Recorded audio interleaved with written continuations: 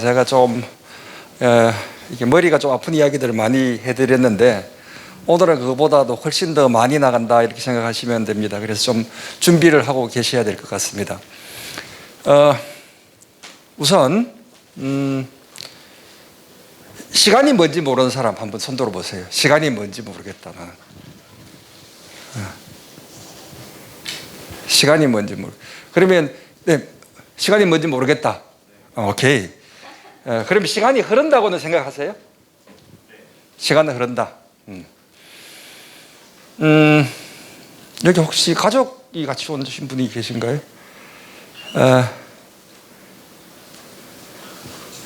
아니면 지금 가족이 있죠, 그죠? 예.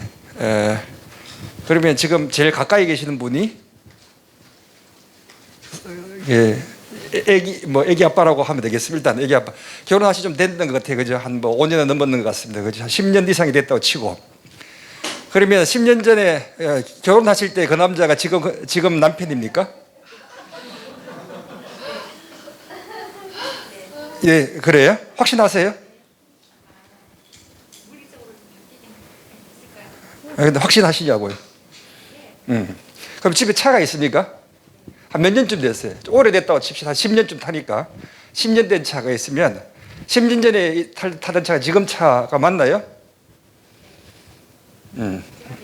매일 타니까. 남편도 매일 보고, 그죠? 시간이란 어떤 사람은 그냥 관념 속에 있는 것이다 라고 생각하는 사람이 있었고요. 아니면 시간을, 이렇게 확실한 시간을 믿지 못하면 뭘 믿겠는가 라고 생각을 해볼 수 있습니다.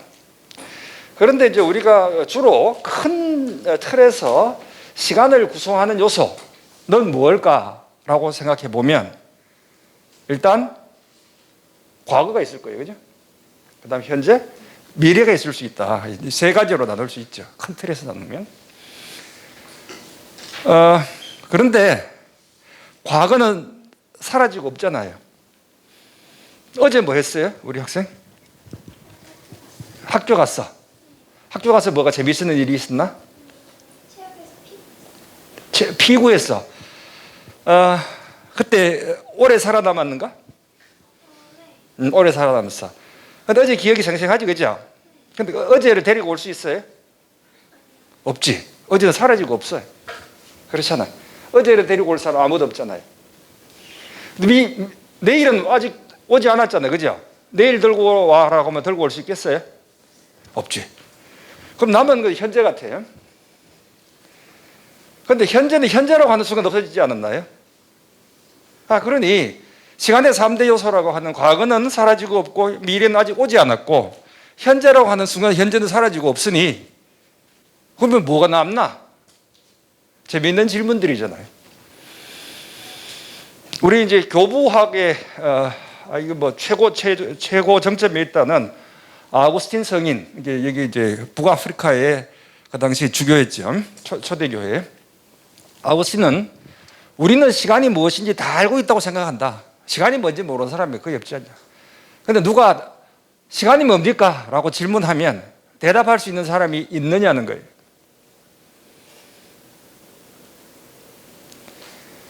우리 철학자 하면 바로 떠올리는 임마누엘 칸트.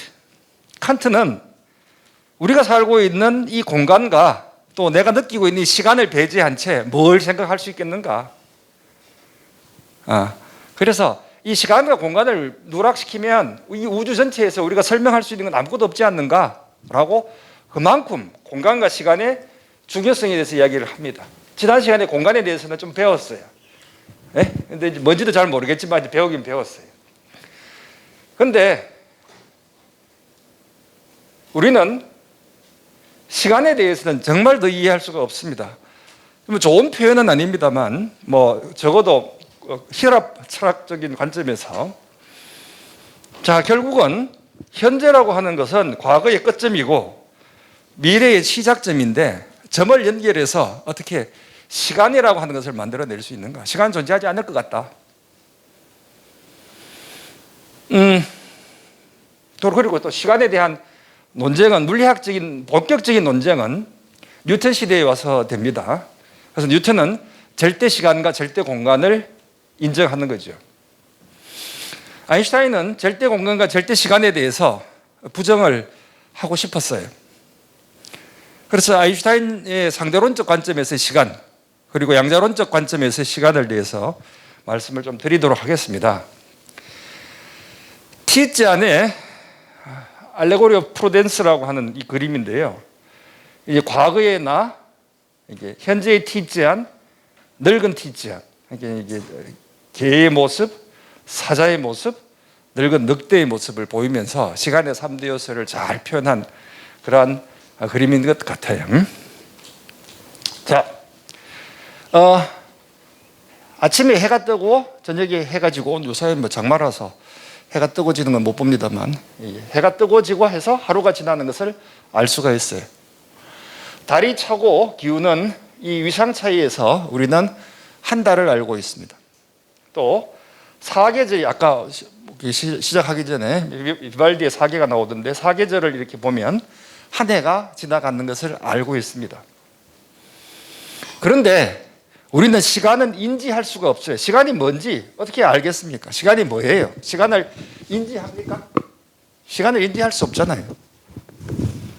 단지 우리는 시간의 간격을 측정하고 있을 뿐입니다. 좀 내려놓겠습니다. 좀 구체적으로 말씀드릴게요. 시간을 인지 못한다, 시간의 간격만 측정할 수 있다. 우리는 어떠한 식으로든지 객관화된 시간이라고 하는 개념을 도입하려고 하면 어떤 반복되는 운동 속에서 이 반복 운동이 한번 완성되는 데까지 걸리는 시간의 간격을 우리는 측정을 합니다. 그러니 시간은 측정이 가능한 것이 아니라 시간의 간격만이 우리는 측정할 수 있는 거예요. 자, 시간이 우리 삶을 얼마나 지배하는지 한번 보도록 합시다.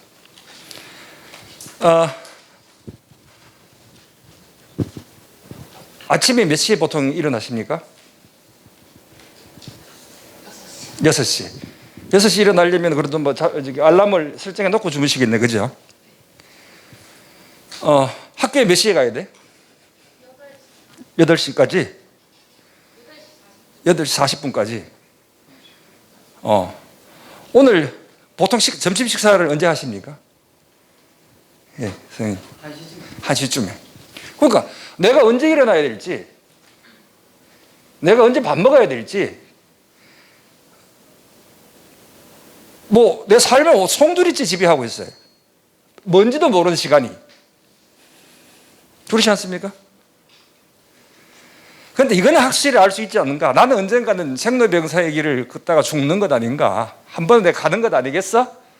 이건 알 수 있잖아요. 여기에 대해서 신뢰를 하십니까? 그 부분도 한번 생각해 봅시다. 그 부분도. 자, 존재하는지도 지금 확신할 수 없어요, 사실은. 이 시간이 우리의 자유의지를 완전히 지배하고 있습니다. 띠띠띠 그래가지고 0.1초만 틀리면 안 된다고 우리는 막 뛰어가고 버스 시간, 지하철 시간을 놓칠까 싶어서 흘러벌떡 갑니다. 나한테 이만큼 매일 잔소리를 하는 사람이 있어요? 이게 엄마도 그만큼 잔소리 안 하지, 그지? 근데 네가 저기 학교에서 이렇게 떠들다가 딱 손을 놓고 조용히 해야 될 시점이 언제라? 저기 수업 시작하면 조용히 해야 되잖아, 그죠? 또 내가 언제 놀아도 되는지를 결정해 주는 것이 시간이야. 맞잖아. 그러니까 인간을 구속하는 강력한 힘을 가지고 있습니다. 그런데 사실은 이거 항상 이렇지 않았어요.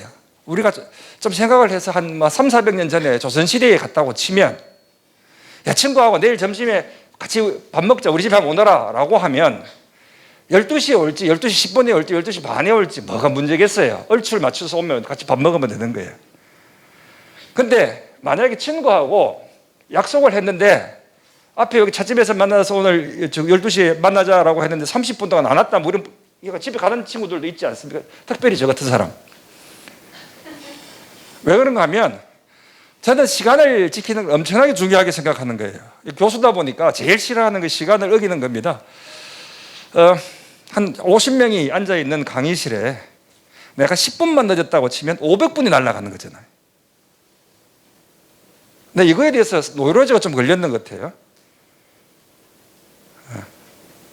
거의 내가 하루 종일 일해야 되는 시간을 학생들에게서 황금 같은 시간을 뺏어버렸기 때문에 나는 될 수 있으면 5분 전에 가서 기다립니다. 오늘도 와 보시면 제가 15분 전에 와서 기다리고 있는 모습을 보셨을 거예요. 그런 사람은 내가 시간을 지키기 무지무지 노력합니다. 진짜 부득이하게 몇 분 늦으면 전화까지 해요. 미안하다, 진짜 미안하다, 내가 늦었다. 딴 사람이 이렇게 뭐 터무니없이 시간을 어기면 화가 나지 뭐. 나는 안 그러는데 참으려고 하는데 잘 안 됩니다. 그런데 조선시대에는 뭐 그거 중요하지 않았어요. 그리고 또 시간을 맞출 방법도 없잖아요. 그 당시에 해시계라고 하든지 아니면 뭐 물시계로 하면 서울하고 대구하고 이 경도가 다르기 때문에 시간을 해시계로 하면 시간이 안 맞잖아요. 대구 시간하고 서울 시간은 안 맞잖아요. 또 물시계가 얼마나 정확했겠습니까? 그런데 우리는 지금 거의 100만 분의 1초까지 지금 중요하게 생각을 합니다. 왜 그런지 아세요? 오빠 돈 많어? 이 표현이 어디서 많이 나옵니까? 내비 찍으면 이렇게 앞에 뭐 교통사고 위험 구간이면 알려주잖아요. 내비가 GPS로 하잖아요. GPS는 정말 100만 분의 1초까지 정확하게 측정해야지 GPS가 작동하는 겁니다. 우리 삶을 지배하고 있어요. 그만큼. 그런데 뭐 이런 뭐 쓸데없는 소리 하지 말고 자, 좀 우리 삶에 도움되는 얘기를 한번 해보자. 내가 언젠가는 죽는 것 아닌가. 그런데 이 수명에 대한 의견이 분분합니다.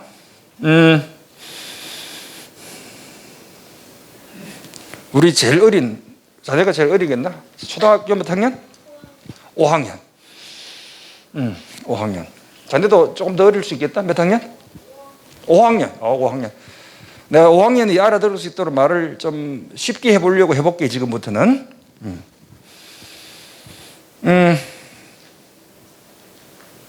네.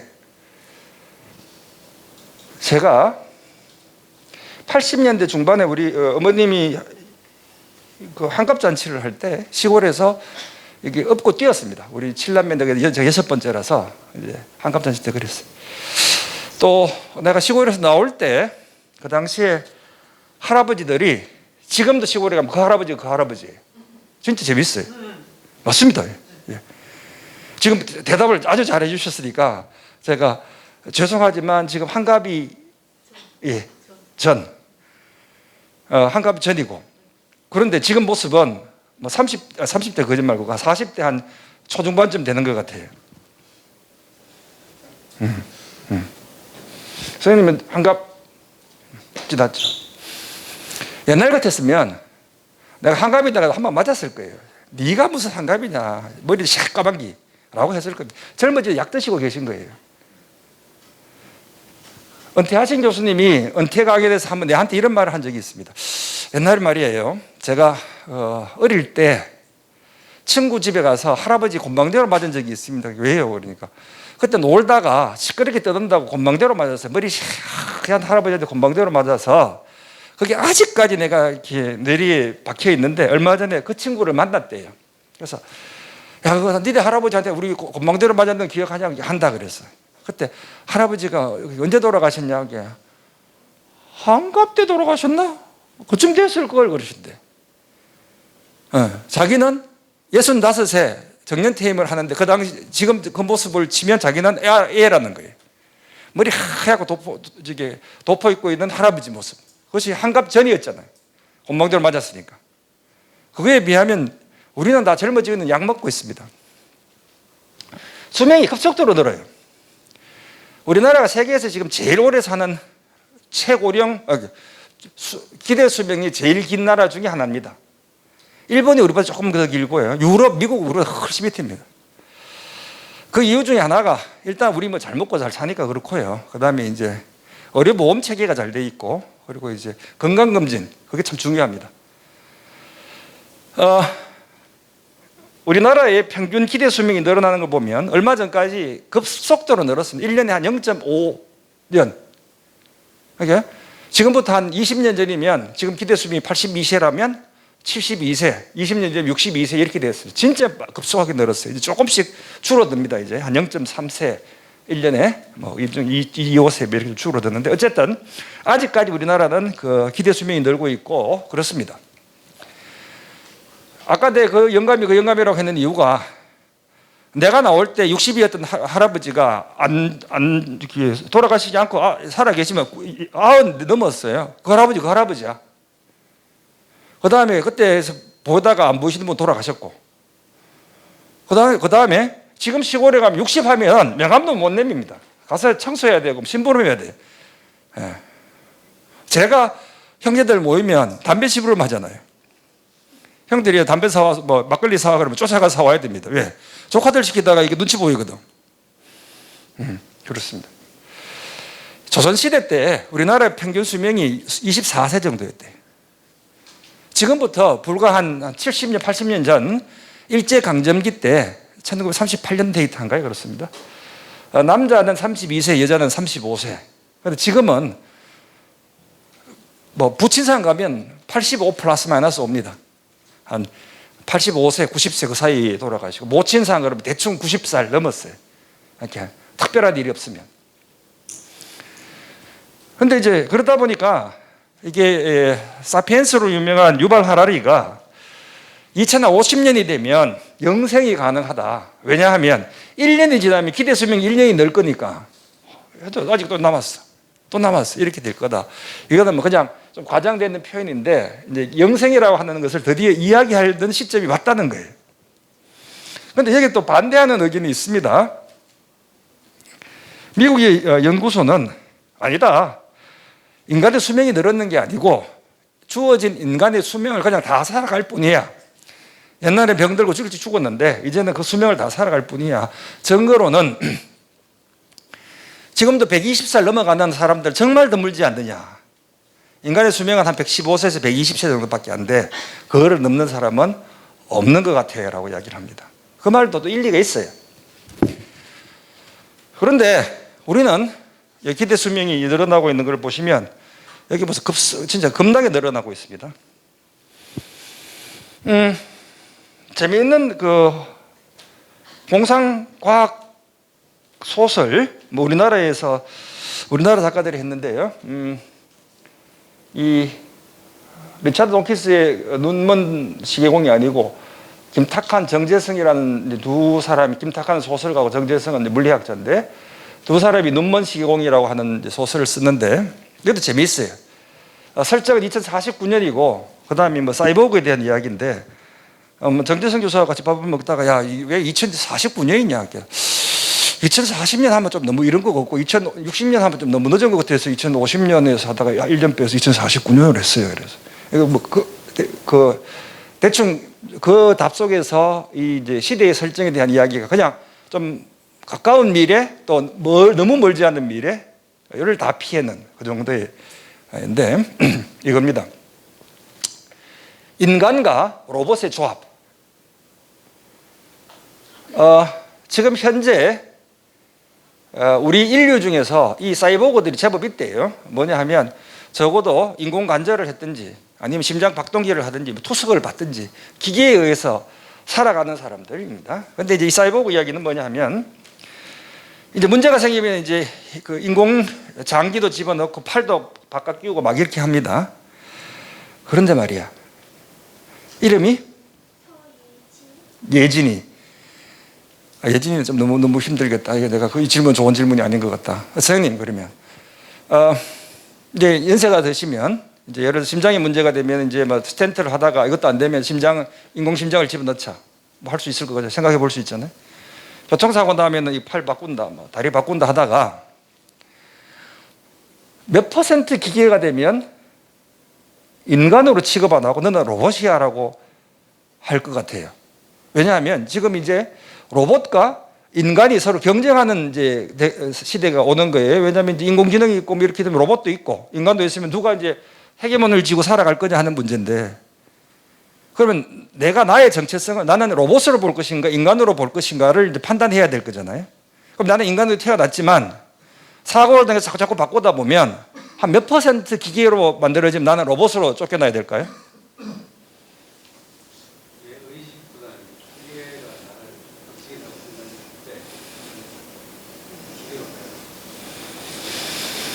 이제 여기서 한 80% 정도를 이제 예상을 했어요. 예를 들어서 내가 넘버를 정확히 기억하지 못하는데, 근데 예를 들어서 이제 한 75% 정도가 지금 기계로 대체되어 있는데, 근데 뚝 떨어져 가지고 이제 다리를 이제 절단해야 돼.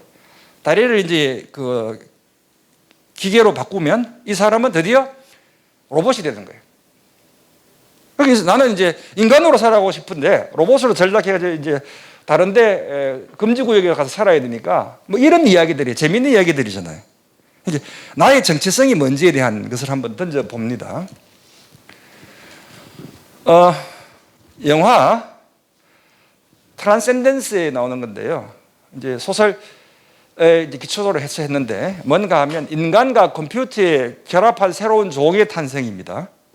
그래서 여기에서는 뭔가 하면 이 주인공이 유명한 이제 그 컴퓨터 사이언티스트인데 이 사람이 이제 자기의 뇌의 정보를 이제 컴퓨터에 다 입력시키는 거예요. 그래서 자기가 영생을 하는 것입니다. 좀 말이 안 되잖아, 그지?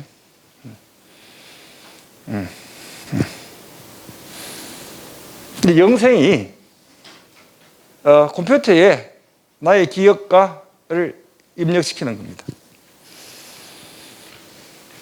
테세우스의 배는 유명한 철학적인 질문입니다.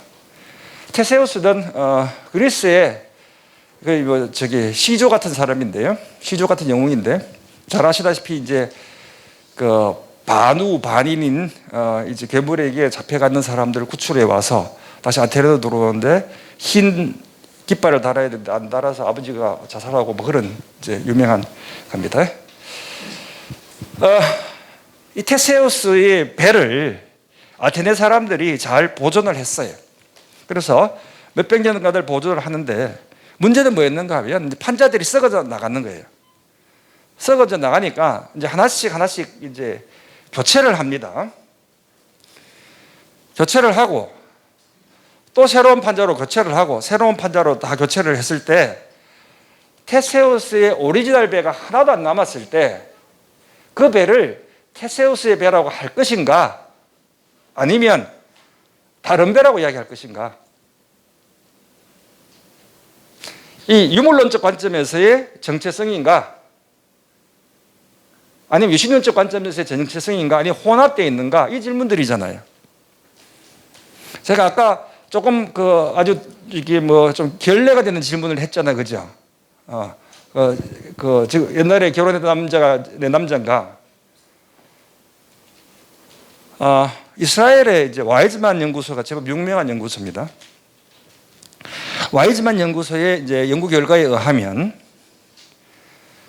우리 무게로 질량으로 봤을 때 인간이 한 세포가 한 우리 체중의 한 70%, 66% 정도를 담당하고 있대요. 그러니까 이제 세포가 70kg이라고 하면 6, 7이 42, 대충 한 40여 킬로그램의 세포를 다시 만들어내는데 걸리는 시간이 한 1.5년이랍니다. 그런데 이제 소뇌의 전체 우리 뇌가 다는 아니고요. 소뇌 일부 그리고 수정체 일부는 사실은 이제 교체되지 않는 것으로 지금 알고 있어요. 그걸 제외하고는 모든 세포들이 교체되는 것으로 지금 알고 있습니다. 그러면 길게 수명이 긴 세포는 한 10년 정도밖에 안 돼요. 우리 이제 뇌세포 같은 것들이 대표적인데 한 10년밖에 안 돼요. 그러니까 10년 전에 결혼하셨던 분은 지금 같이 살고 계시는 분과 판자가 다 바뀌는 거예요. 한번 생각해 봅시다. 내가 가지고 있는 차가 10년 동안 탔는데 한번 들이받고 뭐 해가지고 부품을 하나씩 바꿔가지고 모든 차의 부품이 다 바뀌었다고 생각해 봅시다. 그 차가 내 차인가요? 10년 전에 몰던 그 차인가요? 사람들은 그렇다고 할 거예요. 번호판도 똑같았고. 그런데 그 부품들을 모아가지고 그 부품들을 이제 다 바꿀 부품들을 가지고 새로운 차를 하나 만들면 두 대가 생겼을 때 어느 것이 내 차인가요? 얘도 내 차라고 할 수 있나요? 10년 동안 바꿀 그 차를, 그 부품을 가지고 새로운 차를 만들었을 때? 그러면 어렸을 때 기억이 기억. 60, 70대, 80, 90대가 나은 거는 저를 교체됐고 그 기억이 안 나야 되지 않습니까? 그래서 아까 중요한 거는 기억. 어떤 사람은 영혼이라 그럴 수 있고요. 이거라고 한다면 나의 기억을 컴퓨터에 집어넣으면 컴퓨터가 난가요? 내 기억을 송두리째 집어넣었다고 치면 지금 이 문제거든요. 이 사람이 기억을 머릿속에 있는 모든 정보들을 다 컴퓨터에 집어넣는 거예요. 말씀하신 대로 하면 이 컴퓨터에 있는 내가 거기고 그 기억이 지워지지 않으면 나는 영생하는 것 아닌가요? 좀 회개망측한 질문들이잖아요. 이 테세우스의 배는 벌써 몇백 년 된 철학자들의 고민이었고, 현대에 오면 과연 나를 구성하고 있는 나의 정체성을 만들어내고 있는 것은 이 몸뚱아리는 아닐 수 있겠다라는 생각이 들어요. 왜냐하면 10년이면 다 바뀐다 그러니. 그럼 남은 것은 기억일 것 같아요. 그런데 기억은 컴퓨터에다 다 입력시켜보면 정보잖아요. 정보를 기억시켜 놓으면 되잖아요. 우리 컴퓨터에 하드디스크 이런 거 다 기억장치라고 부릅니다. 정보를 집어넣어버리면. 그거와 좀 다르지 않냐? 그럼 뭐 판단도 하거든. 요새 인공지능이 내보다 더 잘하는 것도 많아요. 조금 시간이 지나면 걔네들이 나보다 더 똑똑해질 수도 있잖아요. 그러면 나의 정체성이 뭘까? 나는 어디서 나라고 이야기할 수 있을까? 그거 재미있는 질문이잖아요. 네. 계속 지금 문제점을 던져봅니다. 그 다음에 이 정보들 복제해버리면 나는 나라고 하는 존재가 막 여러 군데에 돌아다니나요?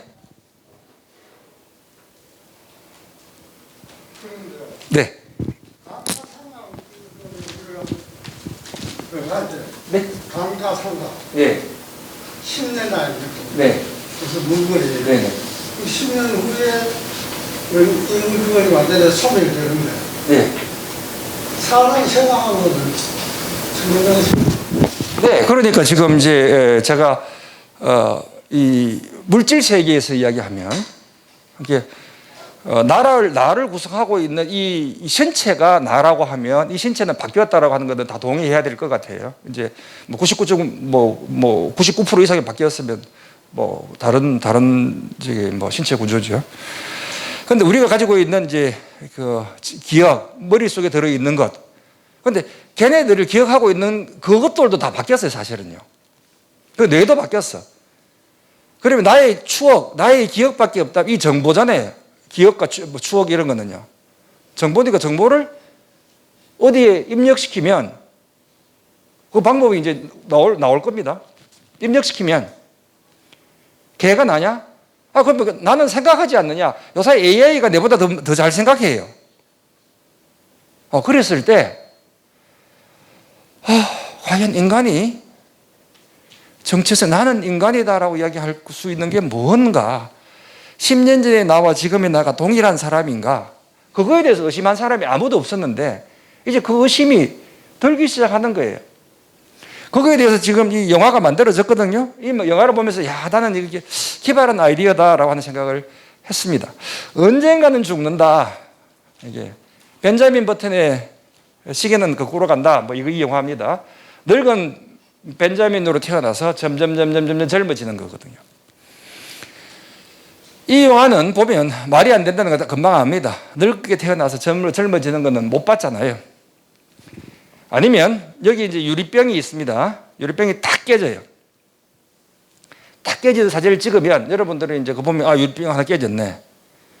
그런데 이 이제 동영상을 거꾸로 돌려서 보면 이제 가끔 TV에서 보면 유리 조각이 쫙 해가지고 탁 멀쩡한 유리병이 되는 그런 동영상 본 적이 있지, 그지? 그거 보면 이거는 동영상 거꾸로 돌렸는데 바로 알잖아요. 그죠? 바로 알죠. 그 말은 우리 젊어지는 거 불가능하다는 거잖아요. 깨진 유리병은 스스로가 쫙 달라붙지 않죠. 있는 유리병 떨어지면 깨지는 건 당연한 것인데. 자, 여기에서 차관점을 얻습니다. 과연 시간이 뭘까? 시간의 가장 특징은 뭘까? 시간은 인지를 못하니 시간에 대해서 이야기하기가 참 버겁습니다. 물리학자들조차도. 왜냐하면 시간을 배제한 채 물리학은 생각하기가 힘들어요. 그런데 우리는 시간이 흘렀다라고 하는 것은 뭐로 하나? 변화로 하는 겁니다. 변하지 않는 것은 시간이 흐르고 있지 않다고 생각하잖아요. 그렇죠. 변해야지 시간이 흐르는 것 아닙니까? 변함이 변화. 변합니다. 그런데 공간은 내가 이제 왼쪽으로 갈 수 있고 오른쪽으로 갈 수 있고 앞으로도 갈 수 있고 뒤로도 갈 수 있고 뛰어서 하늘로 갈 수 있고 아래로 내려올 수도 있습니다. 그죠? 그런데 시간은 과거에서 현재로 현재에서 미래로 흐르는 거예요. 시간을 거꾸로 돌릴 수 있는 방법이 있을까? 없는 것 같아요. 왜 그럴까? 이 질문을 대답하면서 시간에 대해서 많은 것을 배울 수가 있습니다. 그리고 나서 시간이 정말 흐르고 있는지, 시간은 과거는 이미 만들어졌는 완성되어 있는 것인지에 대한 질문에 대해서도 답을 해보겠습니다. 속도로 빨리 가면 시간을 따라간다. 빛의 속도 이상 가면 시간을 정리한다 하잖아요. 네. 그 말은 틀린 말 아닙니까? 그것도 말씀드릴게요. 맞습니다. 맞아요.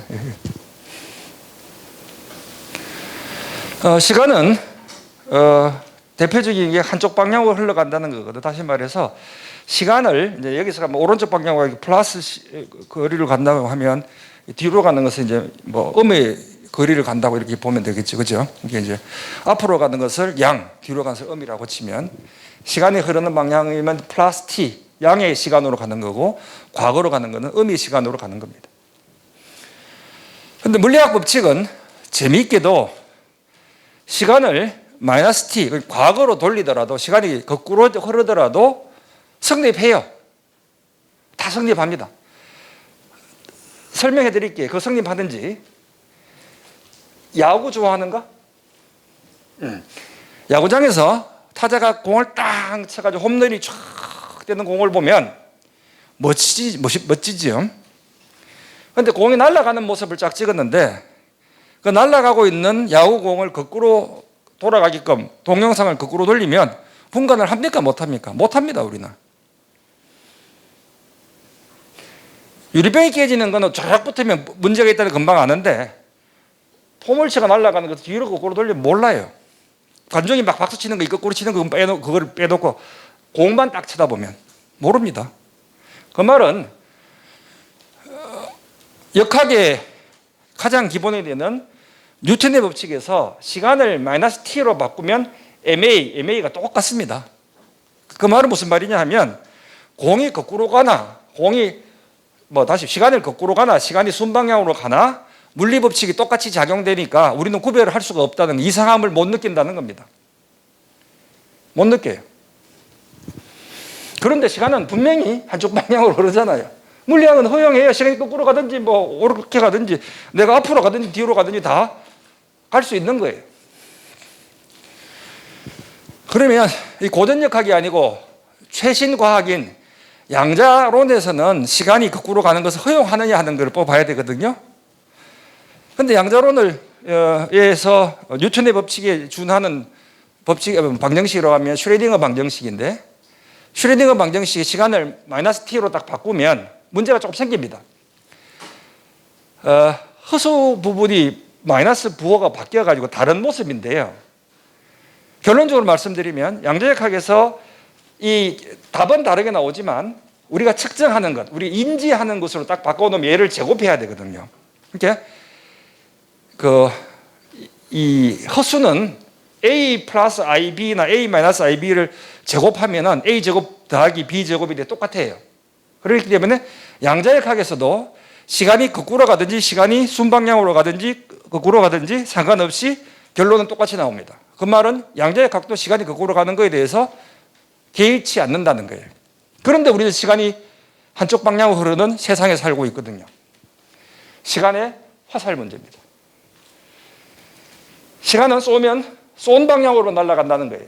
거꾸로 가지 않는다는 겁니다. 이게 재미있는 포장이에요. 이게 정크푸드라서 그럴지는 모르겠습니다. 어쨌든 햄버거를 이제 포장해서 받으면 요새는 총알 배송 이래서 그런데 이제 좀 했으면 집에 오면은 맛없잖아요. 왜 맛없습니까? 일단 따끈따끈해야 되는 이 이제 햄이 들어있는 거 얘도 미지근해져 버렸고 계란도 미지근해져 버렸고 치즈도 미지근해 버렸는데 이게 아삭아삭해야 되는 상치는 뜨뜻미지근해가지고 물로 터졌잖아요. 맛이 없잖아. 그래서 뜨거운 거는 왼쪽에 찬 거는 오른쪽에 해가지고 이게 포장지를 2개로 해가지고 따로따로 가져와서 집에서 탁 건져서 먹으면 신선하게 먹을 수 있는 그런 포장을 개발했습니다. 이렇게 번거롭게 했던 이유는 뭐냐 하면 뜨거운 것하고 찬 것하고 섞으면 미지근해진다는 거예요. 그런데 우리는 단 한 번도 미지근한 게 스스로 뜨거워지고 스스로 찬 것으로 나뉘어지는 걸 본 적이 없습니다. 뜨거운 햄버거와 찬 햄버거를 붙여놓으면 미지근해지는데 미지근한 햄버거가 하나는 뜨거워지고 하나는 찬 것으로 바뀌는 것을 본 적이 없습니다. 이것이 시간의 화살 문제예요. 한쪽 방향으로만 어떤 일이 벌어지는 거예요. 유리병이 깨지는 거로만 일이 벌어지지 유리병이 스스로 쫙 달라붙지 않는다는 겁니다.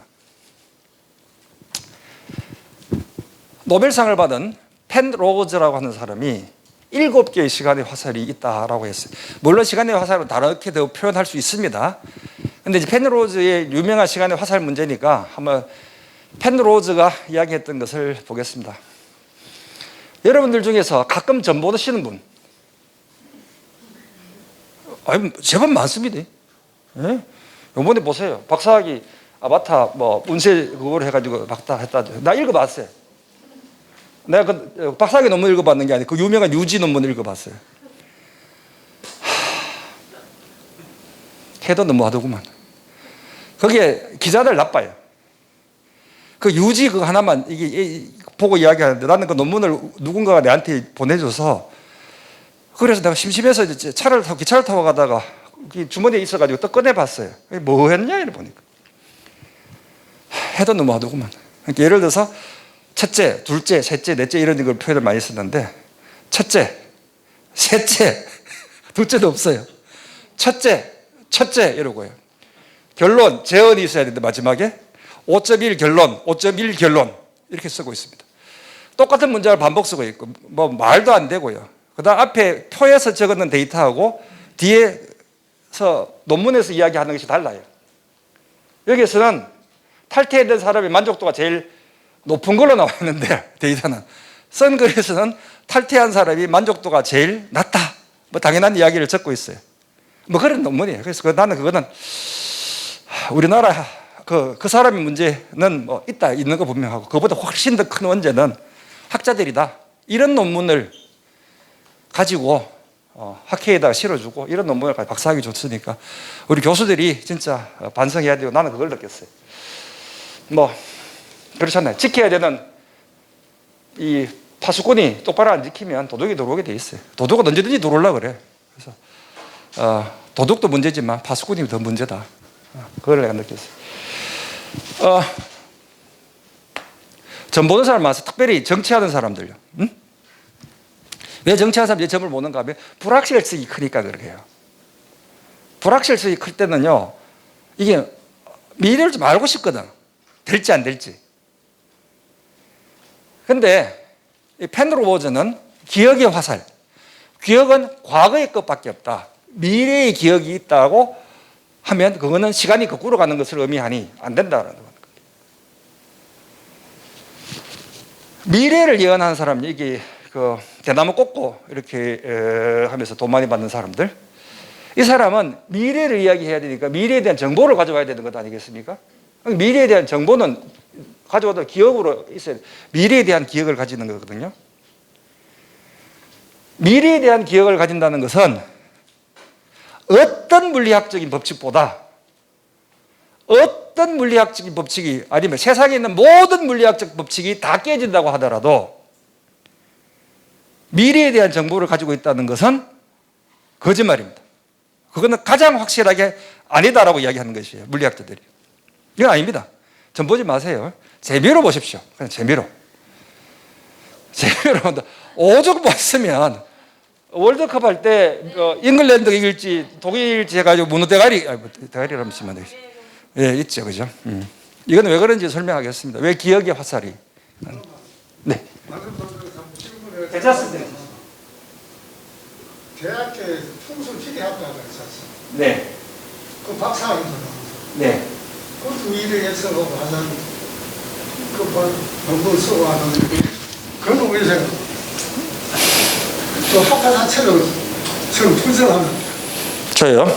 사실은 제가 이런 질문을 받으면 답하겠습니다. 그 과학으로 해서는 안 돼요. 학위 주고 하면 안 됩니다. 우리 모친께서 살아계실 때 제가 불효를 좀 저지른 게 있어요. 제가 이제 하루 종일 컴퓨터 앞에 있으니까 바이오 가드라고 하는 요만한 이게 단추 같은 걸 해가지고 이게 전자기파를 흡수한다고 붙이라고 이제 나한테 주시더라고요. 그때 막 몇만 원을 주고 비싸게 샀어. 그걸 꼬름을 쥐고 주시더라고. 야, 너 컴퓨터 많이 보니까 이거 좀 붙이고 있어라. 전자기파 흡수한단다. 그래서 그때 그냥 받고 와서 엄마가 고마워요 하고 집에 가서 쓰레기통에 버렸으면 됐는데 그걸 내가 못 받았죠. 이게 또 잘난 빵 던다고 엄마 나 물리과 교수거든. 그거 안 돼. 그거는 내가 물리학을 잘못 배웠든지 아니 물리학이 정말로 나쁜 학문이든지 둘 중에 하나인데 물리학에서 안 된다 그러거든. 좀 이따 설명드릴게요. 안 된다 그러거든. 그래서 엄마 그거 안 돼. 안 한다. 나가더라 가서 얘기해.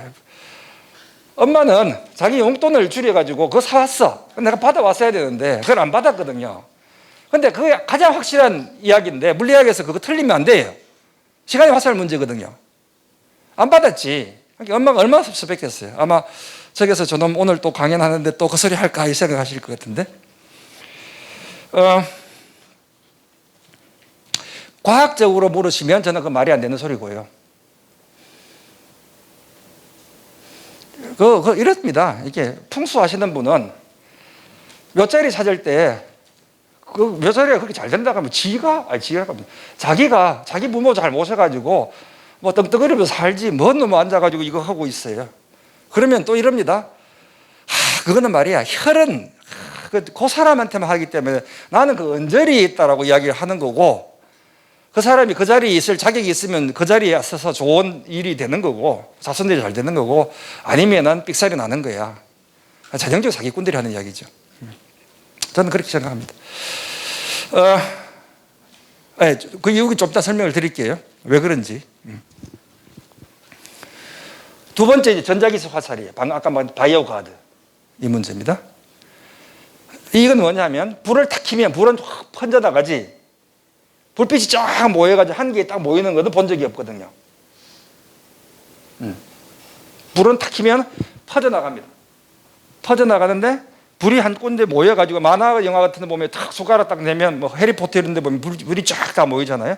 그런 일은 없다는 거예요. 세 번째 양자역학적 화살.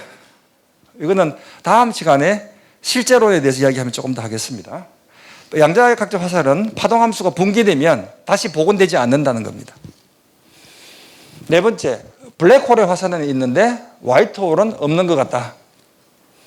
다섯 번째, 우리의 우주는 지금 한 개의 우주가 계속 팽창하고 있다. 이 우주의 화살 문제. 여섯 번째, K온의 화살입니다. K온의 화살은 K온이 붕괴되는데 이게 물질과 반물질의 이제 비대칭성을 이야기하는데 이것도 제가 좀 설명을 나중에 좀 드릴게요.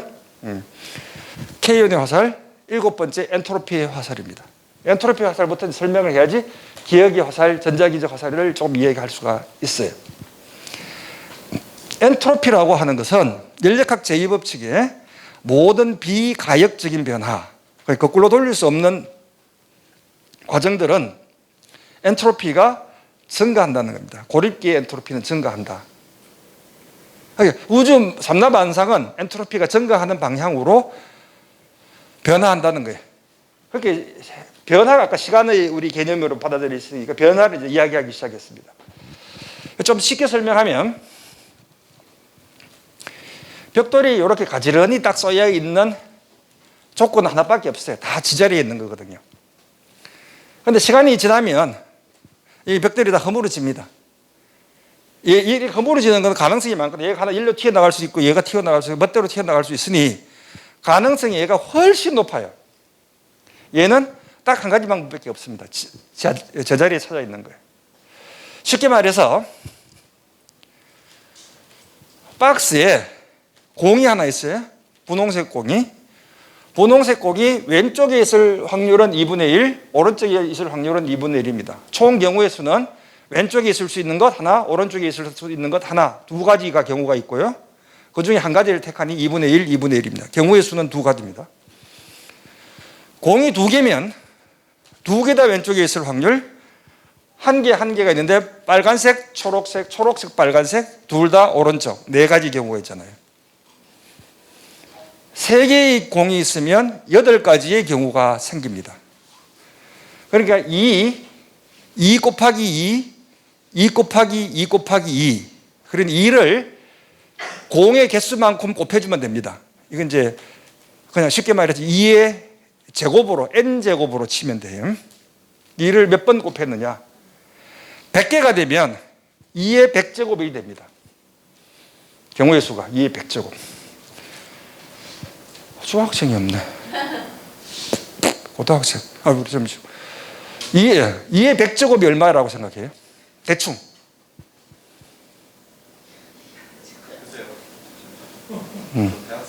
네, 그러니까 대학생이 아는 게 좋을 것 같아요. 2의 100제곱.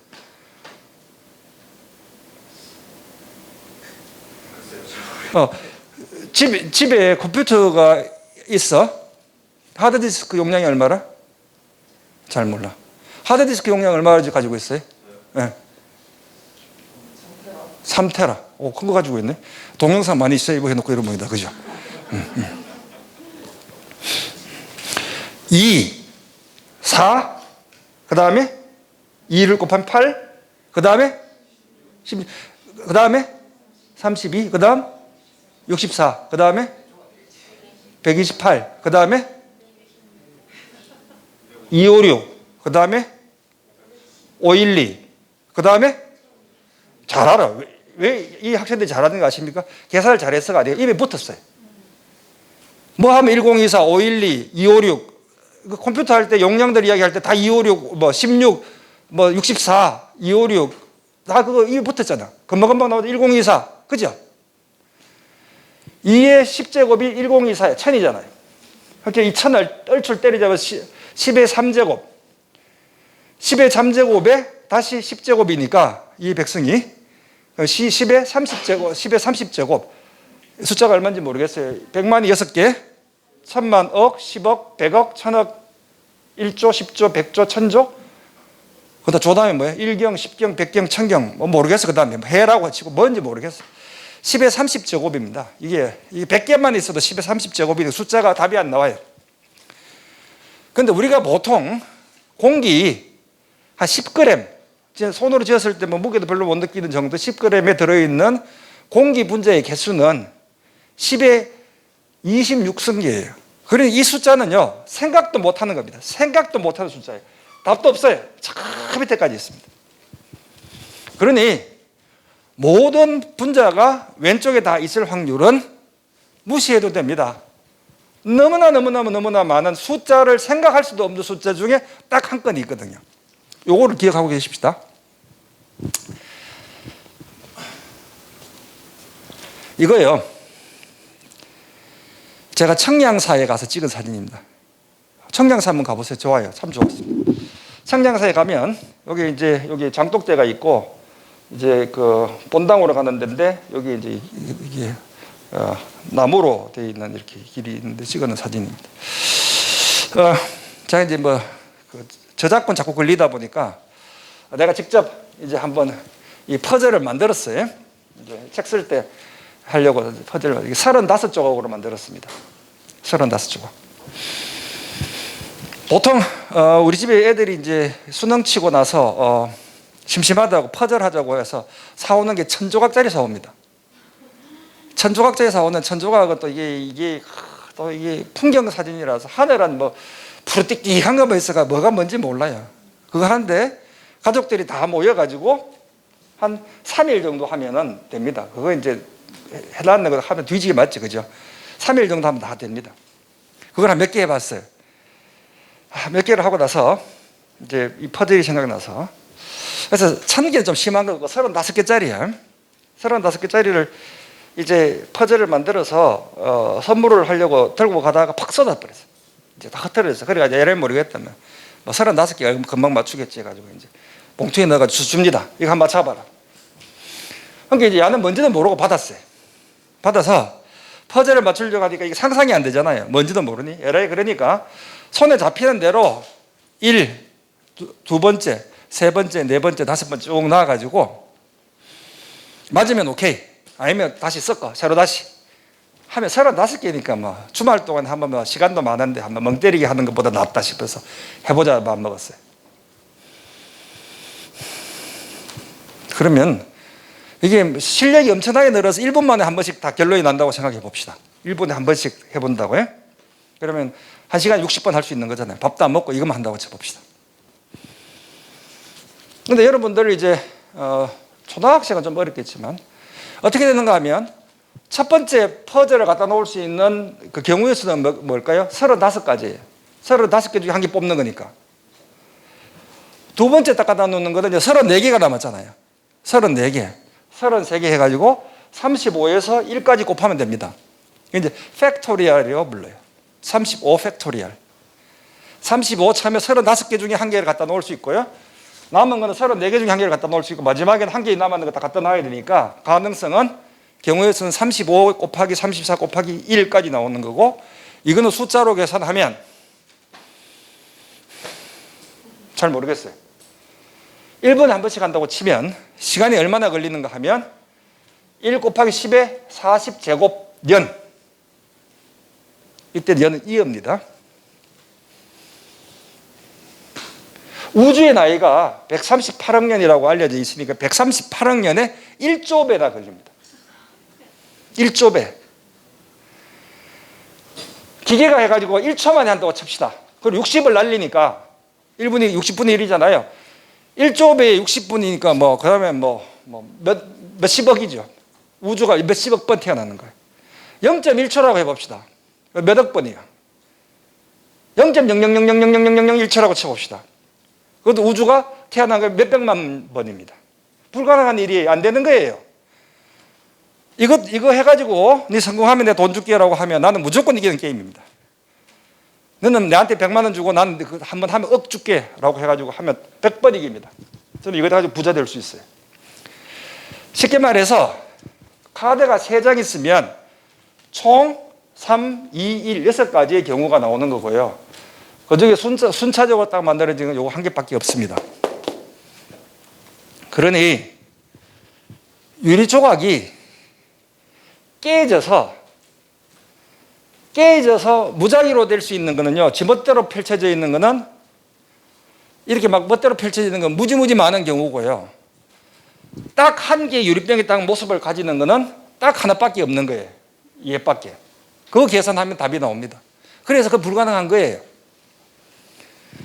그래서 우주의 모든 법칙이 다 깨지더라도 이 경우는 우주가 수조 번 생겼다 하더라도 아직까지도 한참 남았는 것 동안 안 되니까 이건 안 일어난다는 겁니다. 그러니까 교수님, 그래도 한 번 있잖아요 라고 하는 질문을 하잖아요. 있어. 근데 없어. 그 이유가 뭐냐 하면 그 많은 경우에 있어서 한 번에 딱 일어나는 거는 우리 삶 속에서 기대하는 것은 바보입니다. 안 일어납니다. 그거는 안 일어나요. 그렇습니다. 이게 소위 말해서 뽀안까레의 회귀 시간이라는 것인데요. 카드를 파토장 확 집어던져 가지고 탁 모았는데 순서대로 쫙 1부터 b까지 순서대로 쫙 모여 있는 거는 48 팩토리얼이고요. 그 다음에 카드는 52 팩토리얼인데 그거 해보면 모르겠어요. 우주나 EM 하여튼 몇 조가 아니고 뭐 이거는 답이 없습니다. 그래서 이런 일은 안 벌어진다는 거예요. 확 집어던져 가지고 탁 모았는데 순서대로 쫙 펼쳐지는 거 안 일어난다. 그래서 이제 아무리 오랜 시간이 지나도 이런 일이 안 벌어지니 소위 말해 엔트로피는 이와 같이 무질서가 경우의 수가 많은 쪽으로 프로세스가 일어나는 당연하지요. 경우의 수가 많으니까.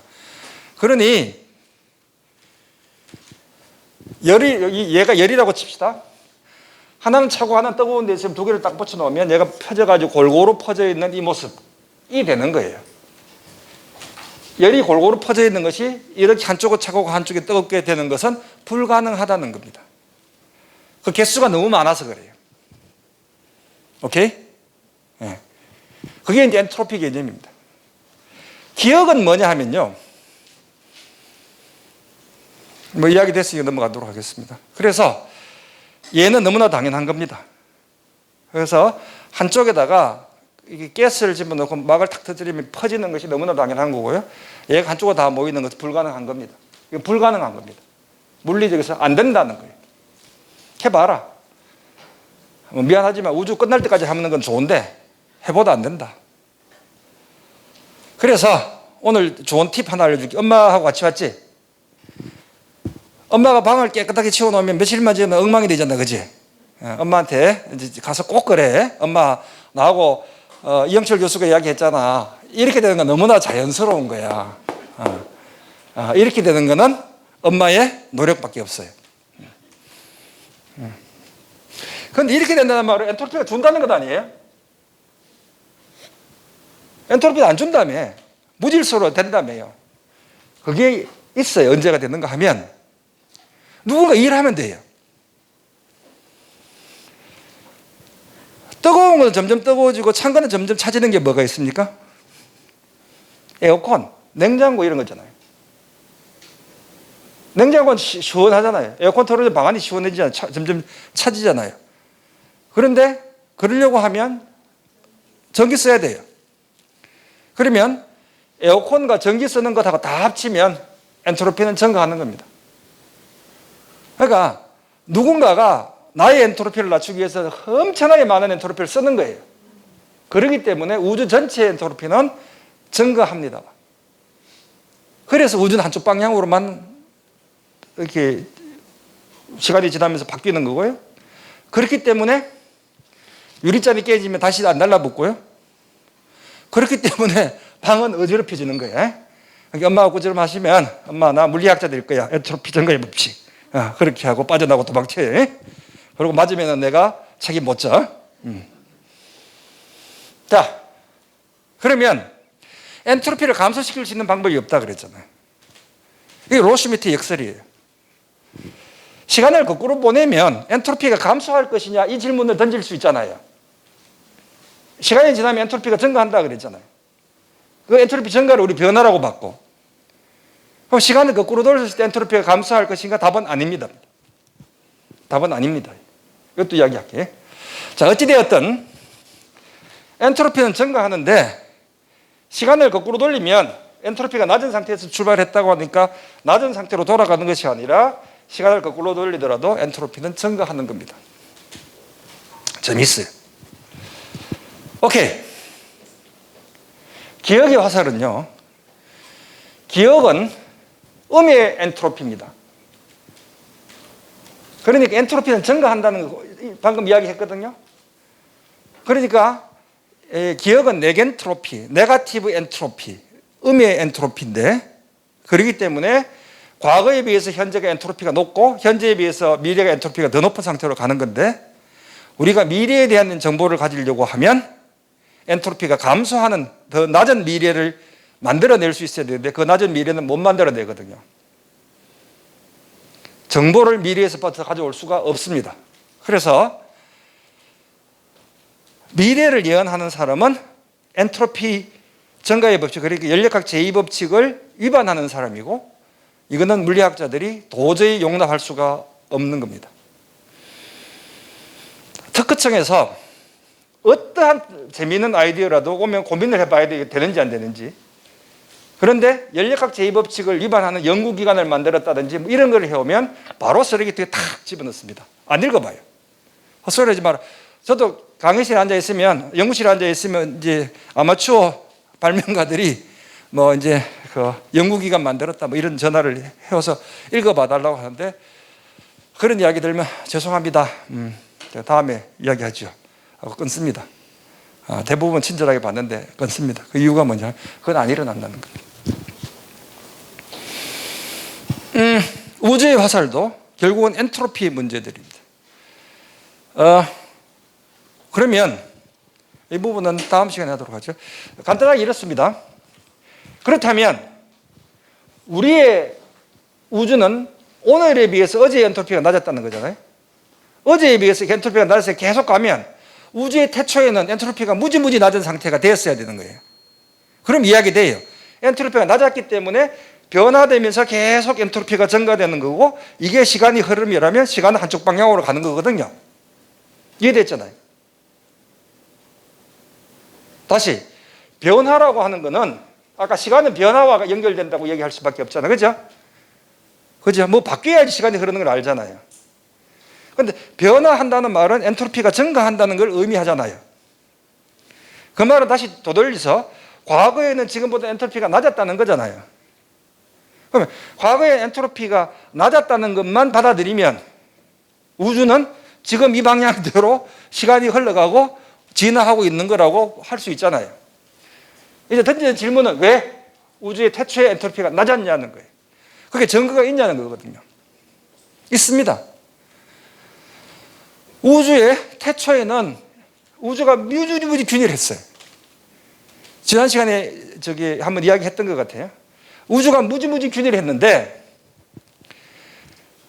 교수님, 아까는 다 골고루 퍼졌으면 엔트로피가 높다 그랬잖아. 그렇잖아요. 이거 엔트로피 높다 그랬잖아요, 제가. 없어요. 이거 보면 되겠네. 이렇게 골고루 퍼져 있으면 엔트로피가 높은 상태고, 얘가 엔트로피가 낮은 상태라 그랬잖아요. 왜냐하면 경우의 수가 없으니까. 얘는 경우의 수가 많은 거. 경우의 수가 많은 무질서 할 수 있는 거, 경우의 수가 많은 엔트로피가 높은 거거든요. 골고루 퍼져 있는 것이 엔트로피가 높다 그랬어요. 어디 갔나? 이게 엔트로피가 높은 상태라 그랬거든요. 그런데 이번에는 내가 이걸 엔트로피가 높은 상태라 그러고 있거든요. 이게 엔트로피가 낮은 상태라 그러고 있거든요. 이거 왜 그런가 하면 우주 스케일에서 보면요, 지금까지는 중력이라고 하는 것을 빼놓고 이야기했는데 중력을 넣어야 됩니다. 중력이라고 딱 하는 게임을 넣게 되면 얘가 엔트로피가 낮은 상태고 얘가 엔트로피가 높은 상태가 되는 거예요. 그래서 우리 증거는 있습니다. 우리의 우주는 엔트로피가 무지무지 낮은 상태에서부터 출발했다. 그래서 현재의 우주로 진화하고 있는 거고, 그래서 시간은 한쪽 방향으로 흘러가고 있는 거라고 보고 있어요. 남은 질문은 그럼 어떻게 엔트로피가 낮은 상태가 될 수 있겠는가? 아까 시간을 거꾸로 돌린다고 했어도 엔트로피가 낮아지지 않는다 그랬잖아요. 그 질문은 매우 중요한 질문입니다. 아직까지 답은 없어요. 하지만 여러 가지 시나리오들이 있습니다. 그 중에 제일 합리적으로 해볼 수 있는 것은 어쩌다가 그래 됐다는 거예요. 어쩌다가. 뭐냐면 우리의 스케일 속에서 이야기하지 말고, 이제는요, 우리 스케일 속에서 이야기하지 말고 우주의 스케일 속에서, 우주의 스케일 속, 걔네들이 살아가고 있는 스케일 속에서 보면 어쩌다가 한 번은 재수 좋게 로또가 되는 거예요. 그렇게 돼서 우리 우주가 이런 모습을 택했다라고 하는 것이 그래도 지금 제일 합리적인 시간에 대해서 이야기입니다. 그러니까 시간의 화살은 고도의 질서가 갖추어진 상태, 그러니까 엔트로피가 무지무지 낮았던 상태로 우주가 출발했기 때문이라는 거예요. 그것 말고는 답이 없습니다. 그럼 왜 그랬을까? 몇 가지 시나리오들이 있어요. 아까 말씀드렸듯이 재수 좋았다. 재수 좋았다는 게 쉽게 표현해서 그렇고요. 과학적으로 표현하면 fluctuation, 요동을 치다 보면 엔트로피가 낮은 상태가 될 수 있고 엔트로피가 높은 상태가 될 수 있는데 그 중에 한 번 얻어 걸렸다는 거예요. 그 다음에 이제 아까 우리 어머니한테 좀 죄송한데 전자기적 화살도 마찬가지입니다. 전자기적 화살도 왜 이게 엔트로피하고 관련되는 이야기고 확률 문제인가 하면 빛이 전파된다는 거는요. 여기서 빛이 딱 전파되면 이 부분에 있는 다른 전자들을 흔들어 가지고 여기서 다시 빛이 전파되고 여기 다시 전파되고 하는 거거든요. 그러려고 하면 쉽게 말해서 제가 자 여기 왼쪽에 계신 분 다 일어나세요 하면 다 일어날 수 있어요. 오른쪽에 있는 분 일어나세요 하면 일어날 수 있습니다. 그죠? 그건 가능해요. 그래서 1열 일어나요, 2열 일어나요, 3열 일어나요 해가지고 빛이 계속 전파될 수 있는 거거든요. 근데 저 마지막 열이 100만 명이 동시에 딱 마음 먹고 동시에 탁 일어나는 확률은 있어요, 없어요? 없죠. 그러니까 여기에 있는 원은 동시에 무슨 일을 하는 거라고 생각하면 됩니다. 여기서 일어나! 그러면 다음 주에 동시에 일어납니다. 여기서 또 일어나! 그러면 동시에 일어나요. 이렇게 돼서 퍼져나가는 것이 빛이 퍼져나가는 현상이고요. 100만 명이 동시에 우리 일어났어! 동시에 모이는 거는 아까 확률적으로 보면 불가능하다. 똑같은 이야기입니다. 전자기적 화살은 이렇게 설명하면 됩니다. 자, 이 정도로 이제 복잡한 물리 이야기는 정도로 끝내고요. 이제 오리지널 원래의 관심사였던 시간이 흐르는가? 이제 시간의 정치에 대해서 이제 한번 봅시다. 시간의 이제 중요한 특성 중에 하나인 시간이 왜 한쪽 방향으로 흐르는가는 이제 우주가 그렇게 태어났기 때문에 그렇다는 걸로 설명을 하면 됩니다. 그래서 엔트로피가 낮은 상태에서부터 엔트로피가 높은 상태로 가고 있기 때문이다.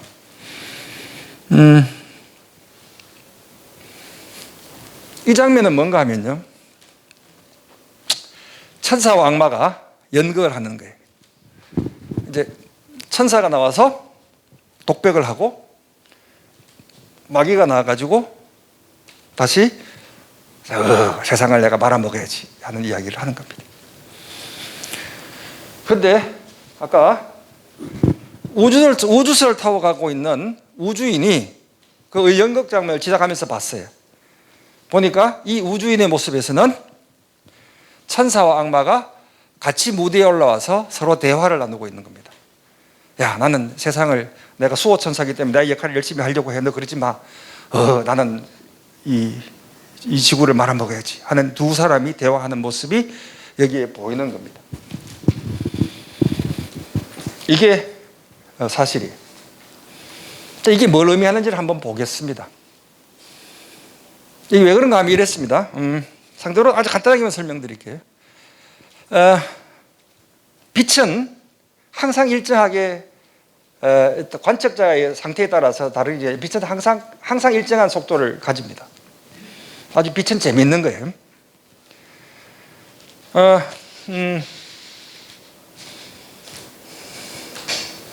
우리 자네 여기 좀 앞으로 나와볼래? 여기도 앞에 자네도 앞으로 나올래? 우리 앞에 자네들 앞에 앞에서 옆에서 봐봐. 여기서 봐봐. 올라와서.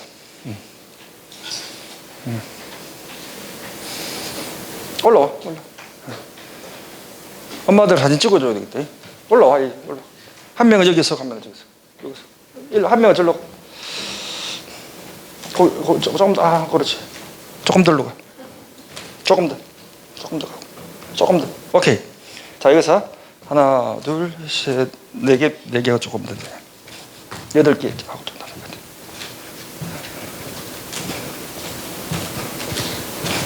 조금만 더 가. 한 10cm. 오케이. 조금 너무 많이 가. 반 걸음만. 꼭까지. 그렇지. 이제 하는 이유는 제가 공정한 심판이어서 그렇습니다. 자, 지금부터 게임을 하는데 뭐 하는가 하면 내가 상품을 안 가져왔다. 다음 시간에 상품을 한번 사. 내가 여기서 레이저로 볼을 이거 탁 쏘면 탁 보면 저요 하고 손들어. 그래서 이기는 거예요. 자, 자네가 이겼어. 1대0. 세 판만 하자.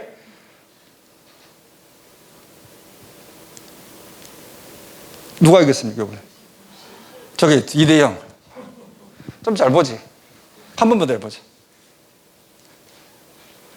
이번에는 어떻게 됐어요? 여기 이겼다 쳐봅시다. 2대1. 오케이, 이제 들어가자. 자, 있어. 미안. 있어. 그래, 그 자리에 있어요.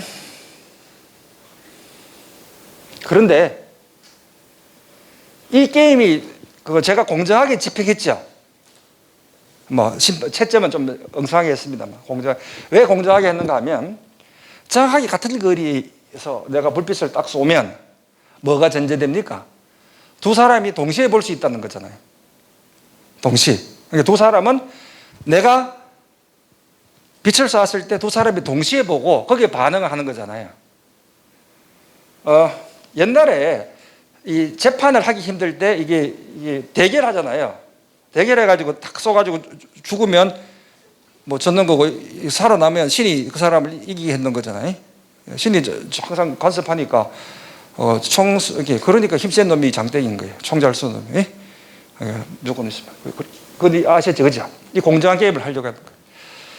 그런데 이번에는 이제 앞으로 좀 나오십시오. 죄송합니다. 예. 앞으로 나오십시오. 여기서부터 이제 걸어가면서 이제 이거를 봅니다.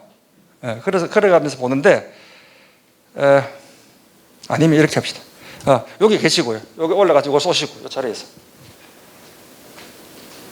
쏘시고 그다음에 우리 세 명은 이제 여기서 왼쪽으로 이렇게 걸어갑니다. 왼쪽으로 이렇게 저쪽으로 가. 자, 준비 시작. 걸어가자. 쏘보세요. 자, 이 상태입니다. 자, 한번 봐요. 거기 있어요. 거기 있어요. 자, 이제 우리 자녀 이름이 예진이, 지윤이. 예진이는 불빛을 먼저 봅니다. 왜냐하면 다가가고 있으니까 불빛이 오는데 예를 들어 1초가 걸리는데 내가 다가갔으니까 0.8초 만에 봐요. 여기 불빛이 여기까지밖에 내가 감으로 내가 여기서 보잖아요. 지연이는 불빛이 여기까지 왔는데 난 도망가 버렸어. 아직 빛이 더 와야 돼요.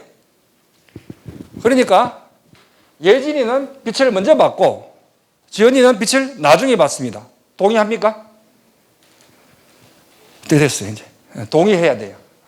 상대로는 내려가도 돼요. 상대로는 빛은 항상 일정한 속도로 간다는 거예요. 그러니까 빛은 항상 일정한 속도로 이렇게 퍼져나가는데 한쪽에서 다가오는 사람은 빛을 먼저 보게 되고 도망가는 사람은 오더라도 덜 왔으니까 시간이 더 많이 걸릴 거잖아요. 오케이. 그 말은 우리가 정지해 있을 때는 동시에 일어났다고 했거든요. 불을 쏟는 것은 동시에 일어나는 사건인데 이동하면서 보면 동시에 일어난 사건이 아닌 거예요. 이제 이해하셨어요? 이거 이해해 봅시다. 못하시면 손 들어봐. 다시 한번 설명드릴게요. 네? 우리가 정지해 있을 때는 내가 여기서 불빛을 딱 쏘면 지연이하고 예진이가 동시에 봤다 그랬어요. 근데 우리가 이동을 하면서 보면 예진이가 먼저 보고 지연이는 나중에 보는 거예요. 불공정한 게임이 됩니다. 오케이. 맞죠? 동시성은 운동을 하는 상태에 따라 달라진다는 거예요. 자, 나에게는 순차적으로 일어난 사건이 다른 사람에게는 이동하고 있는 사람에게는 동시로 보일 수 있고요. 동시로 봐야 하는 것이 순차적으로 보일 수 있는 겁니다. 그 이야기입니다. 이거 상대론의 동시성 문제입니다. 이거 믿어야 돼요. 이거 진짜 실험해보면 그렇습니다. 그래요. 자, 이제 던지는 질문. 아까 제가 뭐라 그랬습니까? 과거는 사라지고 없다. 받아들이시죠? 과거를 끌고 와서 얼마나 좋겠습니까? 다시 옛날에 내가 잘못했는 것도 좀 바꿀 수 있고 할 수 있다면, 그죠? 과거는 사라지고 없는 거예요. 시간이 흘러서 과거는 사라지고 없다면 어찌 내게 사라지고 없는 과거가 다른 사람에게 현재로 보이겠냐 이 말이에요. 순차적으로 일어나는 게 다른 사람에게 현재로 보인다는 말은 나한테 사라지고 없는 과거가 어디인가 있어야 되는 것 아닙니까? 그렇지 않아요? 봐요. 이제 이게 그 사진이라고 칩시다. 사진을 쫙 찍어 놓으면 이쪽 방향이 시간이 흐르는 방향이에요. 그죠? 예? 10초 간격으로 막 찍어 놓고 쫙 돌리면 동영상 보는 것처럼 되잖아요. 그죠? 사진들 쫙 모아놓고 쫙 이렇게 하면 싹 움직이는 모습이 보이잖아요. 이게 이제 3차원으로, 시간이 흐르는 방향이라고 봅시다, 이쪽이. 그런데 내게 순차적으로 일어난 사건이 다른 사람에게 동시에 보이고, 이동하고 있는 사람들이 동시에 보고, 우리가 동시에 봤던 사건이 순차적으로 보인다는 말은 적어도 사라지고 없는 과거가 이 사람에게는 동시로 보여야 되는 거예요. 이 장면에서. 그렇지 않아요? 그러니 시간은 사라지고 없다. 이거 아니라는 거예요. 아인슈타인이 여기에 딱 들어오고부터는 골 때리기 시작했습니다. 야, 이거 암만 생각해봐도 시간은 흘러. 꼬집어봐도 시간은 흘러. 나는 늙어가는 그 모습을 느껴. 그런데 이 개념이라면 이게 사라지고 없는 것이 아니라 꽁꽁 얼어붙어 있는 사건들과 시간들의 틀 속에서 내가 시간을 어떻게 보느냐의 관점이라는 겁니다. 쉽게 말해서 이렇게 봅시다. 이제 아니면 식빵, 이제 건포도가 들어가 있는 식빵이라고 생각합시다. 그러면 이제 건포도가 하나씩 있도록 이렇게 반듯하게 썰면 건포도 하나씩 들어가는 식빵을 자를 수가 있습니다. 그런데 약간 비슷하게 자르면 건포도가 2개에 들어가 있는 건포도를 빵을 잘라낼 수가 있겠죠. 약간 비슷하게 자르면, 엇슬기를 하면요. 그 말은 시간과 사건들은 이 식빵 덩어리고 내가 어떻게 잘라서 보느냐에 따라서 내게는 동시로 보이는 것이 저 사람에게는 순차적으로 보여야 된다고 생각하지 않으면 이거 해석이 안 되잖아요. 그러니 아인슈타인은 암만 생각해봐도 시간은 흐르는데 물리적으로 하면 시간은 안 흐르고 꽁꽁 얼어붙어 있는 식빵, 아니 꽁꽁 얼어붙어 있는 얼음 강인 거예요. 흘러가는 강이 아니고. 동시성 문제는 운동 상태에 따라 달라지는데 그것 때문에 시간은 흐르고 있지 않아야 될 것 같습니다. 그래도 시간은 흘러요. 지금 8시 20분이 됐거든요. 자, 시공간 속에 각인된 사건들에서 어떻게 변화가 일어난단 말입니까? 꽁꽁 얼어붙어 있다며. 거기서 무슨 변화라? 변화라고 하는 것은 시간의 진행과 함께 사건들의 연속적으로 일어나고 있는 그런 것들인데 시간의 단면에서 어떻게 변화를 논할 수 있겠는가? 시공간에 대한 아이디어의 아인슈타인이 집에 와서 아무리 생각해봐도 받아들일 수가 없는 거야. 그런데 이게 맞는 거거든. 그 말은 이제 우리는 시간을 다른 모습으로 봐야 된다는 거예요. 우리가 바라보고 있는 시간이 그런 시간이 아닐 거라는 겁니다. 조금 뛰어넘어서 현대물리를 하고 있는 이론 물리학자들을 이렇게 앉혀놓고요. 학회를 하다가 재미삼아, 아이고 오늘 좀 한데 우리 설문조사 한번 합시다. 여러분들 중에 시간이 실질적으로 물리적인 의미를 가지고 있는 거리나 뭐 이런 것처럼 온도나 뭐 이런 것처럼 그런 물리량이라고 하는 사람, 생각하는 사람 손 들어보세요. 두 번째, 시간은 그런 물리량이 아니고 우리가 잘 모르지만 좀 이상한 거야. 그걸 흘러가고 그런 거 아닌 것 같아. 라고 하는 사람 손 들어보세요 했거든요. 어디가 이겼을 것 같아요? 시간은 그런 게 아니거든. 이기겠습니다. 그래서 시간 맞잖아 하는 사람이 뭐 차이는 많이 나지 않았습니다만 반보다 적었고요. 시간은 그런 물리량이 아닌 것 같아라고 하는 것이 우세했습니다. 그보다 조금 더 골 때리는 이야기를 하겠습니다. 몹시 불편해요. 내가 알고 있는 것 지금 다 부정해야 될 시점이 왔는 것 같아요. 이게 소위 말해서 지연된 선택에 의한 양자지우기 실험인데요. 결론만 말씀드리면 다음 시간에 조금 더 이야기를 하겠습니다. 뭐냐 하면 양자론적으로 빛이 이렇게 가고 이렇게 가면 서로 간섭합니다. 모르셔도 돼요. 일단 간섭하는 현상이 있다고 봅시다. 간섭하는데 얘가 이렇게 가든지 아래쪽으로 가든지 위쪽으로 가든지를 관측하면 어디로 가든지를 딱 보고 있으면 얘가 간섭을 더 이상 못해요. 네, 재밌어요. 그러니까 안 보고 있으면 지네들이 와가지고 악수하고 막 난리 굿을 지겨. 그런데 누군가 보고 있으면 와가지고 생까요. 이렇게 합니다. 이렇게 되는 거예요. 쉽게 말해서. 그러니까 여기 노란 게 관측자예요. 누군가 보고 있는 거예요. 딱 보고 있으면 어떤 일이 벌어지는가 하면 얘가 한 개가 가지고 두 개로 쪼개지는데 하나는 여기 와가지고 뭐 간섭을 할지 안 할지 생깔지를 결정하는 놈이고 얘는 가서 나 여기 왔어 라고 신호를 전달해 주는 애예요. 얘하고 얘하고 없으면 서로 간섭하고 잘 지냅니다. 얘하고 얘하고 갖다 놓으면 서로 생까요.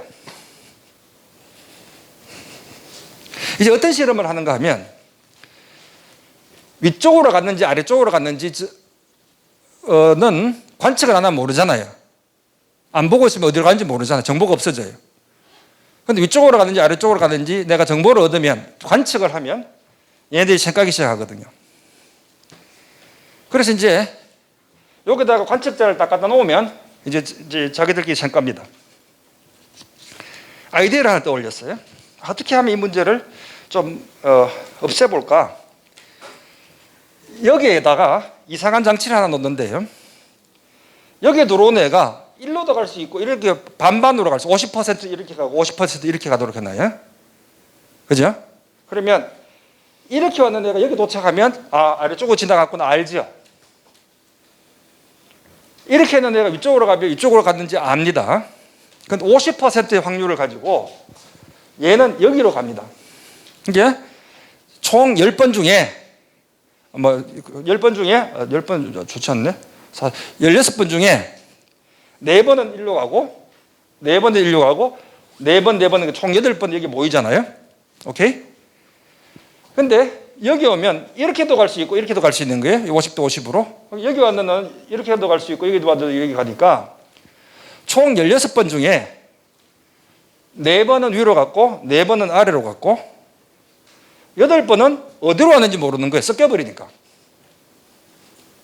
여기서 오더라도 이렇게 와서 이렇게 왔는지 이렇게 갔는지 모르겠고 이렇게 와도 이렇게 왔는지 이렇게 갔는지를 모르니 총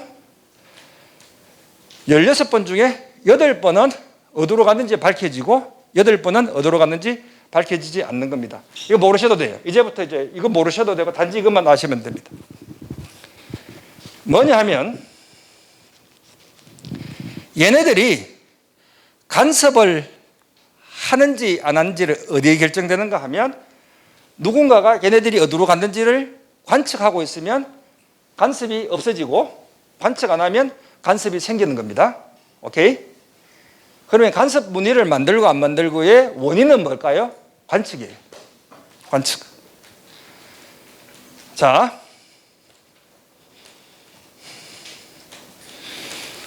과거는 지금보다 앞에 있었습니까? 뒤에 올 겁니까? 앞에 있었죠. 지금 시험 칠 때 안 됐는가? 아직 언제쯤 치나? 방학하기 전에 치지 않나? 곧 칠 거지. 어머니 얘 아들이죠? 공부 잘합니까? 잘한다고 하세요. 보통 엄마보다 잘했어. 근데 나 항상 잘했다 그러지.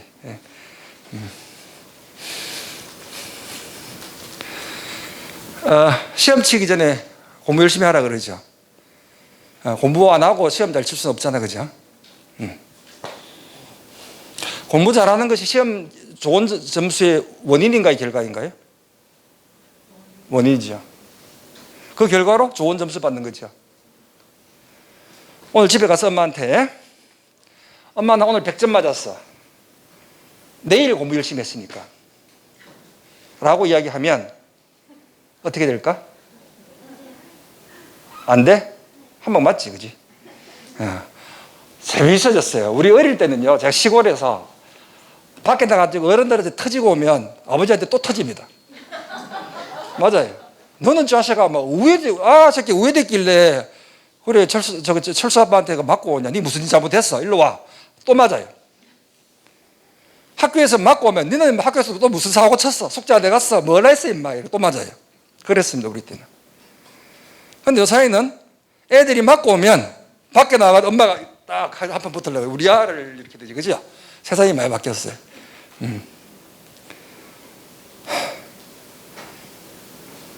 시험 잘 치는 거의 원인은 공부 열심히 하는 겁니다. 결과인 높은 점수가 오늘 있고 원인인 열심히 공부하는 것이 과거에 있었어야 돼요. 그래야지 순차적으로 논리적으로 맞습니다. 그런데 내일 공부를 열심히 했기 때문에 오늘 시험을 잘 쳤다라고 하면 뒤지게 맞아야죠. 그죠? 네가 뭐 어디서 그런 사기를 치냐? 그런데 양자역학은 그렇다는 거예요. 현재, 과거, 미래라고 시간이 한쪽 방향으로 쫙 흘러간다고 했을 때 원인이 결과에 앞서야 합니다. 그렇지 않아요? 그래서 원인은 과거라고 정의합니다. 과거에. 과거인데 그 과거가 내일 있는 거예요. 내일 공부 열심히 했다는 거예요. 오늘 시험 잘 쳤는데. 그거 이야기입니다. 이제 봅시다. 얘네들이 와가지고 서로 생깔지, 간섭할지 여기 딱 도착하면 바로 결정합니다. 결정하는데 이 전체를 끌고 우리가 저기 부산에 갑니다. 부산에 가면 얘들은 벌써 생깠는지 악수하고 잘 노는지가 결정이 났는데 빛은 여기 막 부산까지 가는 거야. 아직까지 제대로 다 도착했는데 막 가서 이렇게 갈지에 따라서 경로가 발각되는지 경로가 발각되지 않은지가 결정이 됩니다. 이게 바로 원인이 현재보다 늦게 일어난다는 거예요. 그래서 지연된 선택에 의해서 과거를 지우는 거예요. 일정한 얘네들 다 없으면 여기 관측자만 있으면 100% 경로가 뽀록 나기 때문에 100% 경로가 뽀록 나는 과거에다가 내가 이러한 장치를 집어넣어 가지고 그중에 50%를 경로가 발각 안 되도록 만드는 거예요. 그래서 과거를 지우는 건데 50%의 과거를. 그 50%의 지우는 과거가 내일 일어난다는 거예요. 내일. 이게 귀신 시다라 까먹는 소리 같잖아요. 귀신 시다라 까먹는 소리 같아요. 실제로 해봤어요. 해보니까 진짜 그렇다는 거예요. 실제로 해봤습니다. 진짜 그렇다는 거예요. 10만 광년이 멀리 보내면 10만 년 후에나 일어납니다. 이런 사건이. 과거가 10만 년 후에 태어난다는 거예요. 뭐 농담하는 것 같잖아요. 실험해봤어요. 그렇다는 거예요. 자, 그렇다면 이제 오늘 던지는 질문은 이제 결론적으로 여러분들이 참 믿기 힘든 이야기지만 상대로점 관점에서 보면 시간이 흐르는지 잘 모르겠어요. 시간이 흐른다면 소위 말해 동시성 문제 해결이 안 되는 거예요. 그런데 시간이 안 흐르는 것 같아. 그런데 우리는 너무나 생생하게 시간이 흐름을 느끼고 있는 거거든요. 너무나 미스테리해요. 시간은 한쪽 방향으로 흐른다 그랬어. 그러면 왜 교수님 내일은 내일이고 내일을 미래라고 하지 왜 내일을 과거라고 합니까? 라고 하는 이야기를 던질 수 있잖아요.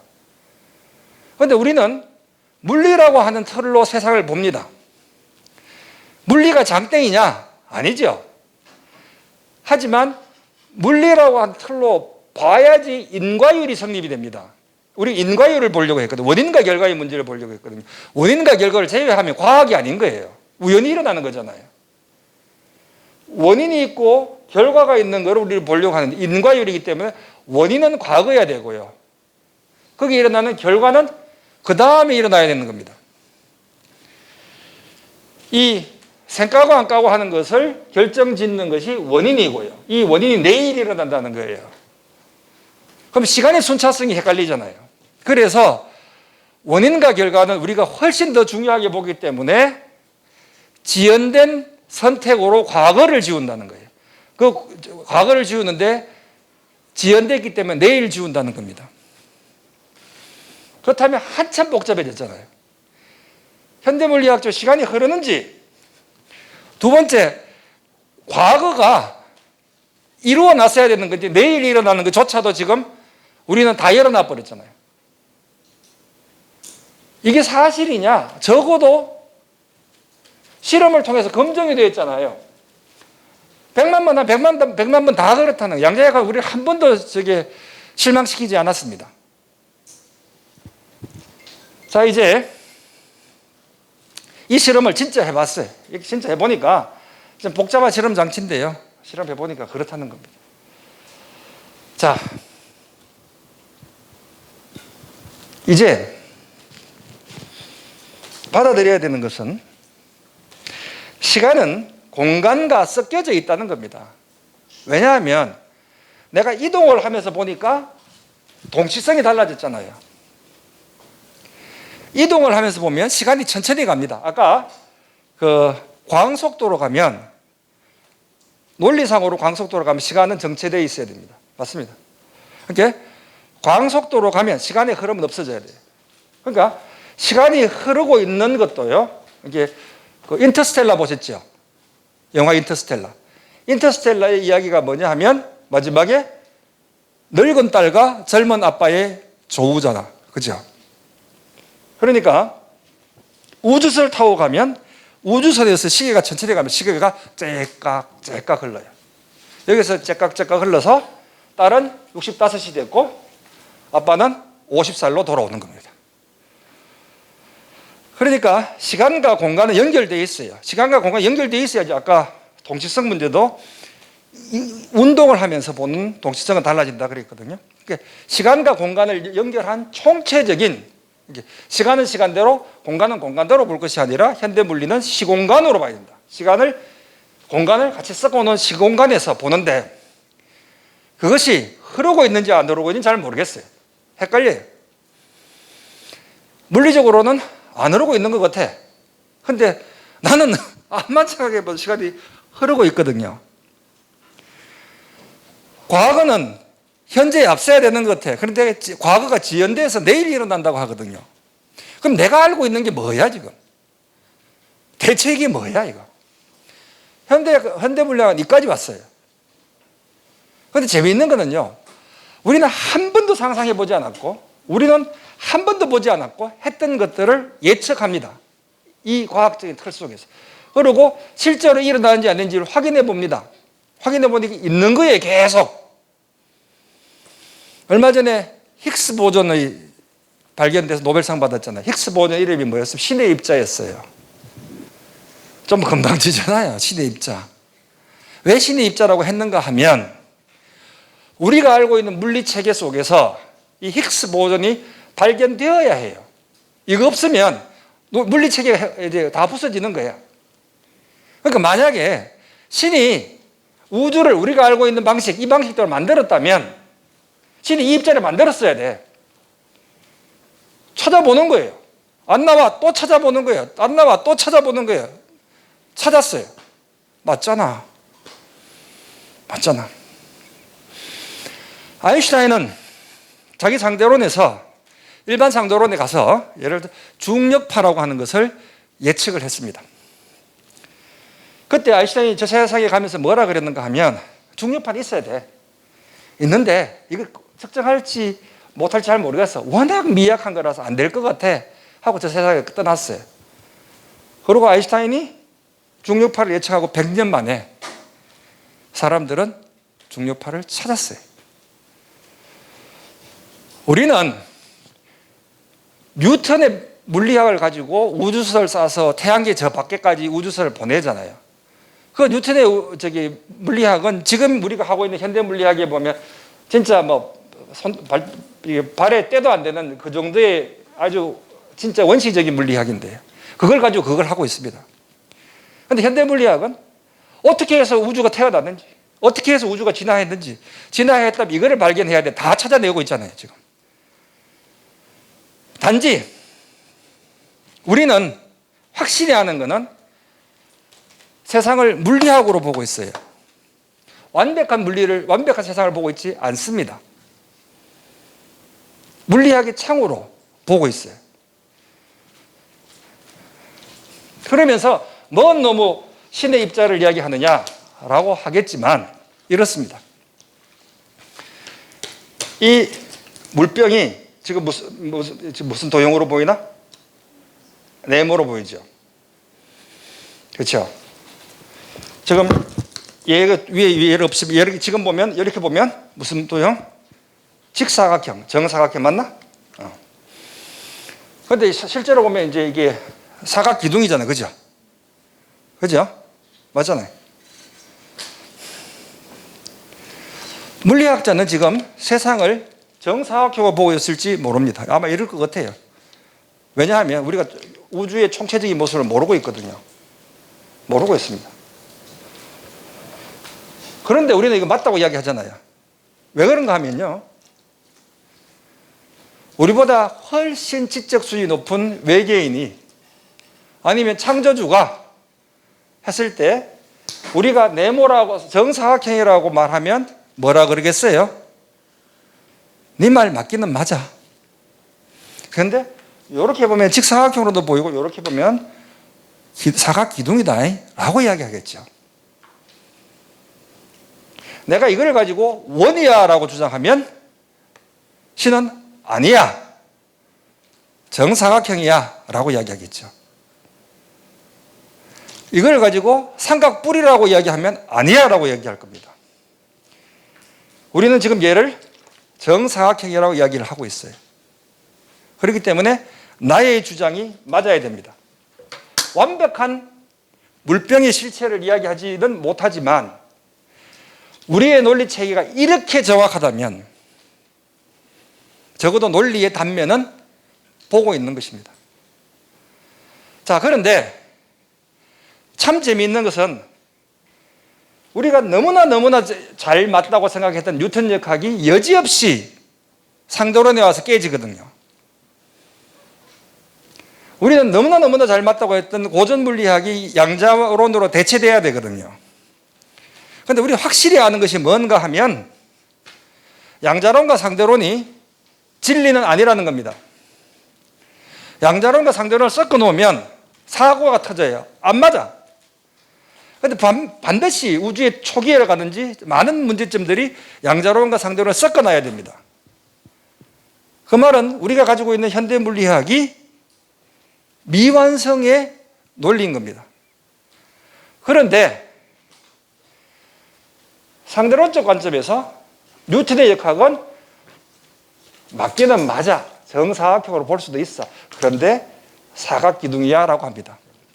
이게 소위 말해 대응원칙이에요. 우리 양자론과 상대론을 보면 그래 떼놓고 나면 양자론도 맞고 상대론도 맞아. 그런데 섞어 놓으면 그게 다 다른 거야 라고 누군가 이야기할 겁니다. 미래에 우리 젊은 우리 친구들이 하는 과학의 세계에서는. 자, 이제 오늘은 시간이라고 하는 나의 삶과 떼내야 떼낼 수 없는 그러한 현상을 이야기했습니다. 시간은 뭔지 모릅니다. 누구나 다 알고 있다고 생각하는 그 시간이 뭔지 모르겠어요. 나의 삶을 총체적으로 지배하는 이 독재자 시간이 뭔지 모르겠어요.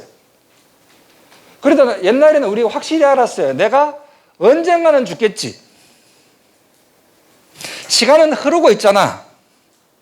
언젠가는 끝이 있겠지. 이 질문에 대해서도 우리는 몇 가지 조금 다른 생각으로 해보니까 그 질문이 좋은 질문인지 모르겠어요. 왜? 내가 죽는다라고 하는 개념이 뭘까? 살아있다고 하는 개념이 뭘까? 나의 정체성이 뭘까를 따지고 보면 지금까지 나는 나잖아, 나의 정체성에 대해서 그렇게 믿고 있던 나를 뭐가 나일까? 영혼?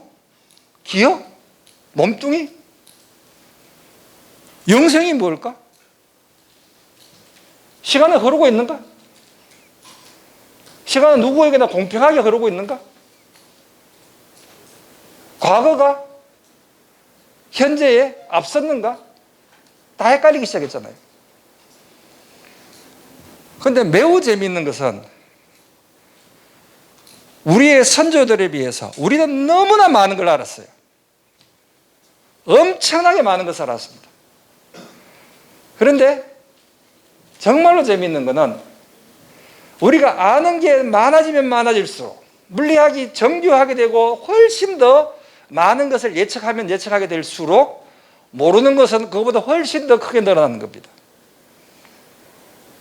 그럼에도 불구하고 우리는 현대 물리학이 창으로 바라본 세상은 진리는 아닐지어도 틀렸다라고 주장할 수 없는 이론이고 틀렸다라고 할 수 없는 과학이라는 것입니다.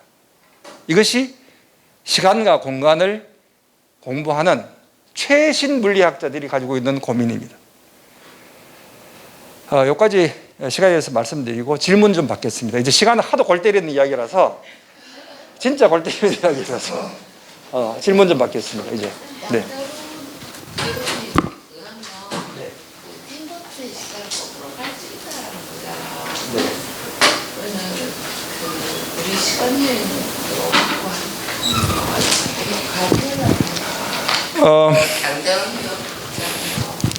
양자론에서 보면요, 시간이 이제 가는 것이 운동 상태에 달라지기 때문에 우주선 타고 시가 천천히 간다 그랬잖아요. 그래서 젊은 아버지와 늙은 딸의 만남은 가능한 겁니다. 그거는 못해요. 그래서 오래 살고 싶으면 KTX 타고 서울 왔다 갔다 하시면 돌아가실 때까지 0.0000001초 더 사실 수, 원칙적으로 있을 수도 있겠다. 물론 그건 지금 이제 나중에 쌍둥이 역설을 얘기할 때 아닌 것 같습니다만, 이때 뭐냐 하면 이제 등속도 운동할 때는 그런데 갖다 섰다가 했기 때문에 그 가속 운동할 때 또 다시 이제 문제가 복잡해지니까 그건 아닌데, 어쨌든 원칙적으로 그렇다. 그런데 과거의 시간 여행은 불가능한 겁니다. 그거는 물리적으로 지금 현재는 불가능해요. 양자론적으로 시간이 거꾸로 가는 게 허용되어 있는데, 이 양자론도 뭐 때문에 하나? 우주가 있으니까, 이런 우주가 있으니까 그런 이론이 생기는 거 아닙니까? 이 우주 내에서 일어나고 있는 거잖아. 그러니까 우주가 생겼어요. 그런데 우주가 생겼는데 얘는 시간이 순방향으로 흘러가도록, 아까 말했듯이 엔트로피가 계속 증가되는 방향으로 흘러가도록 만들어졌기 때문에 양자론이 장땡이가 아니고요, 우주가 장땡이잖아요. 우주가 있으니까 양자론이, 소위 말해서 이런 거죠. 너무나 정교하게 잘 맞아떨어지고 있고 너무나 이렇게 그 고동생명체의 나를 만들기 위해서 신이 이 세상을 창조했다, 아니면 이 나를 만들기 위해서 했다는 것보다는 이 우주 속에서 내가 있음으로 해서 이 고민을 하고 있는 것 아니에요? 그렇잖아요. 그러니까 이 고민을 하고 있은 나가 만들어졌는 것은 누군가가 나를 만들기 위해서 했는 게 아니고 내가 있어서 이 고민을 하게 되는 거예요. 이게 약한 인간 인류 원리라고 하는 거거든요. 그러니까 여러 가지 많은 가능성 중에서 여러 번의 우주 속에서 지금 우주가 만들어졌고 지금과 같은 고등생명체가 이 지구를 바라보고 있으니 너무나 신비롭게 보이는 거예요. 진화는 무작위적으로 일어납니다. 돌연변이는. 그런데 이렇게 성공적인 돌연변이가 일어났기 때문에 진화론이 아니고 창조론이라 이야기하는 것은 아니거든요. 왜냐하면 무작위로 일어났는데 딴 것도 다 도태돼 버렸어. 성공한 것만 남았거든요. 그러니까 성공한 것만 보면 성공했는 것처럼 보이는 거예요. 이 사기 찾는 사람들이 돈 버는 이야기만 해도 돈 버는 것처럼 보이는 건데 사실은 일어난 게 훨씬 많죠. 오케이. 또 다른 질문.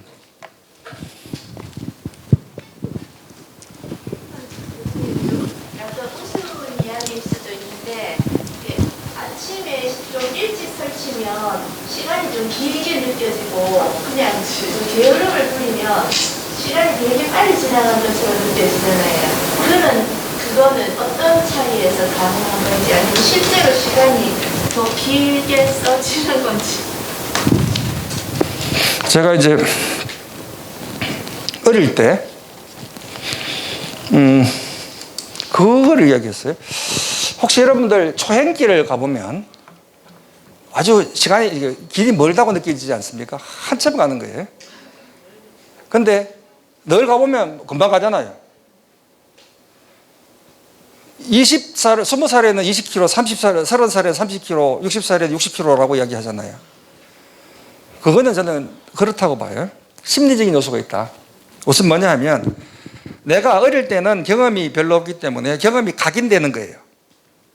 그러니까 경험들이 머릿속에 꽉 찼으니까 이 경험이 많은 거예요. 긴 시간처럼 느껴지는 겁니다. 그런데 그냥 일상적으로 계속 반복되는 경험들은 머릿속에 안 남거든요.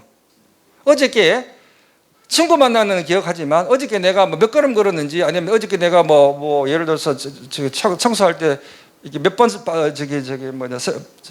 빗자루질 했는지 기억이 안 나잖아요. 그런 경험들은 머릿속에 안 넣거든요.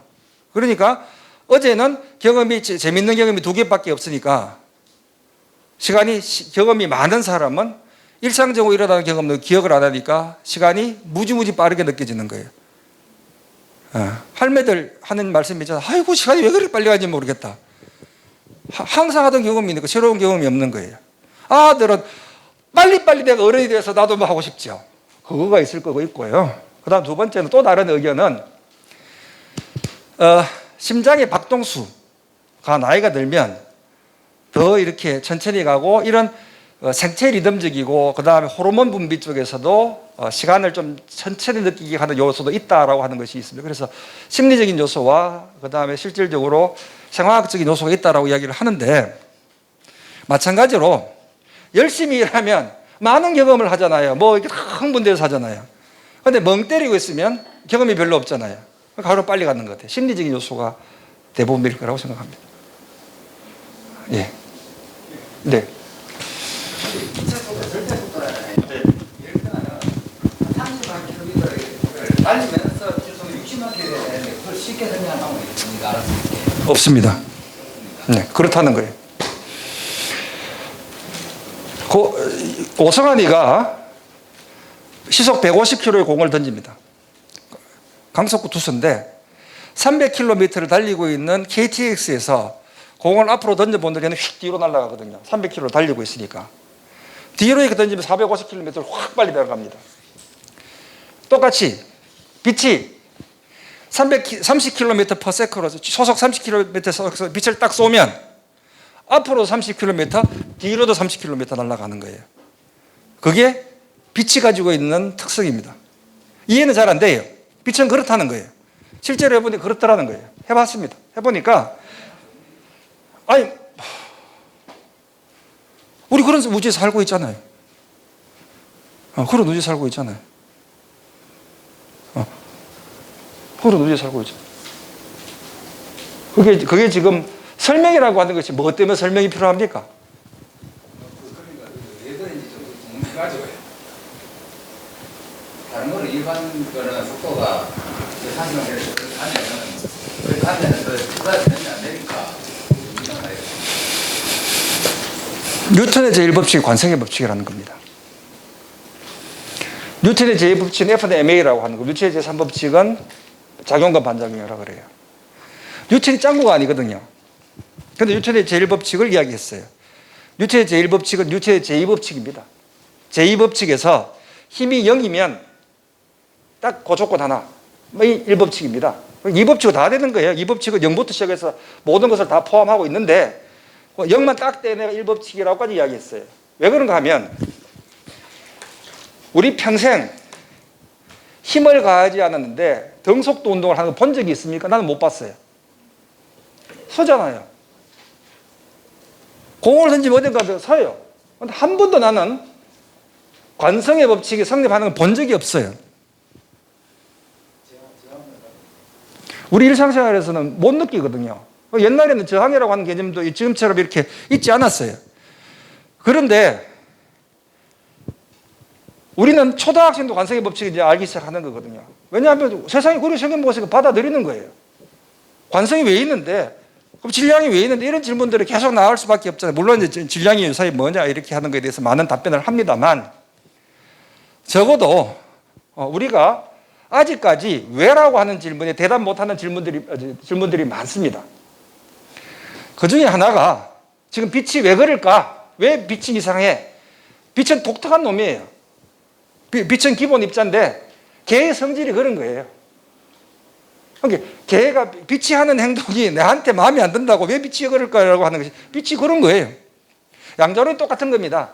양자론적으로 가면 우리가 이해가 안 되는 양자론을 이해 못한다는 이야기가 양자 물리를 못 푼다는 소리가 아니고요. 빛이 왜 그런지 이해 못한다는 것하고 똑같은 개념입니다. 왜 그렇게 되는지 몰라요.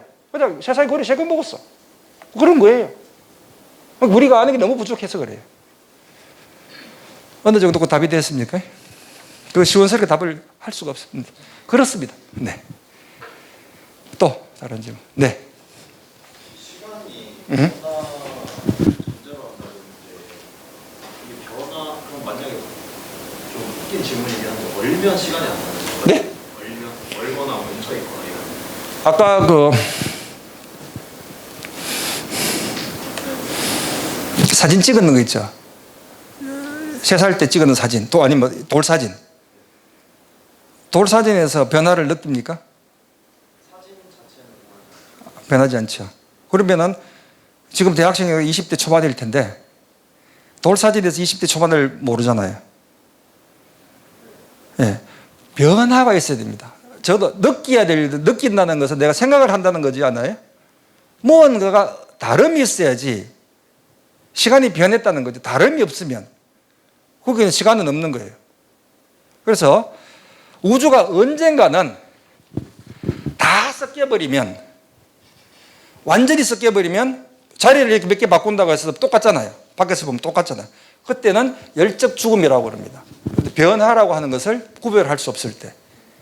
그게 변화라고 했을 때 우리는 변화가 있을 때 시간을 인지할 수 있고, 시간의 간격을 측정할 수 있는 거예요. 얼마만큼 시간이 걸렸구나. 2번 바뀌어서 두 단위가 걸렸구나. 3번 바뀌어서 3번의 시간이 경과됐네. 라고 하는 거잖아요. 그러니까 얼어붙어 있으면, 변화가 없으면 거기에서는 시간을 논할 수가 없지 않습니까? 그러니까 제 질문은 측정이랑 별개로 아니, 흐르는 게 있냐. 측정이란 별개로 시간이 흐르느냐? 아까 아인슈타인이 보기에 시간이 안 흐르는 것 같아요. 아까 나중에 이제 다음 시간 실제론 문제거든요. 실제론에서 실제로 존재한다면 내가 측정하고 무관하게 있어야 되는 것 아닌가 이 질문이거든요. 실제론에 대한 거는 정말 재미있는 실험을 다음 시간에 한번 소개를 해드릴게요. 소위 EPR 실험을 한번 설명을 해드릴게요. 마지막으로 한 질문 받고 내도록 하겠습니다. 네. 우주의 종말에 가서 모든 게 평행 상태가 되면 이제 변화가 안 난다 이렇게 볼 수 있는데 그때는 시간이 멈추어지게 되고 0이 되고 모든 게 이제 뭐 생물체라든지 무생물 포함해서 모든 게 다 정지된 상태라고 볼 수가 있는 겁니다. 시간도 없고 변화도 없고 이런 상태. 예를 들어서 우주 공간이 진짜 많이 팽창했다고 봅시다. 엄청나게 팽창했다고 봐요. 엄청나게 팽창했다고 보면 내가요, 나를 구성하고 있는 게 공간이 팽창해 나도 막 부풀어 오르지 않겠어요? 이게 내 코하고 귀하고 거리가 막 늘어나지 않겠어요? 공간이 늘어나면? 그런데 언젠가는 너무너무 많이 벌어져 가지고 원자도 자기 갇혀져 있는 것이 아니고 멀리 떨어져 지멋대로 돌아다닐 때가 있지 않겠어요? 그 말은 무슨 말이냐면 지금 물질을 구성하고 있는 행성이든지 별이든지 나조차도 공간이 엄청나게 팽창해 버리면 걔네들 속에서 구속하고 있는 것이 없어서 어떤 형태를 만들 수가 없는 상태가 됐을 때 그때는 나와 같은 어떠한 변화를 만들어야 돼 고등생물체든지 무슨 형태라는 것도 없어질 거잖아요. 그 스토리도 있는 거고요.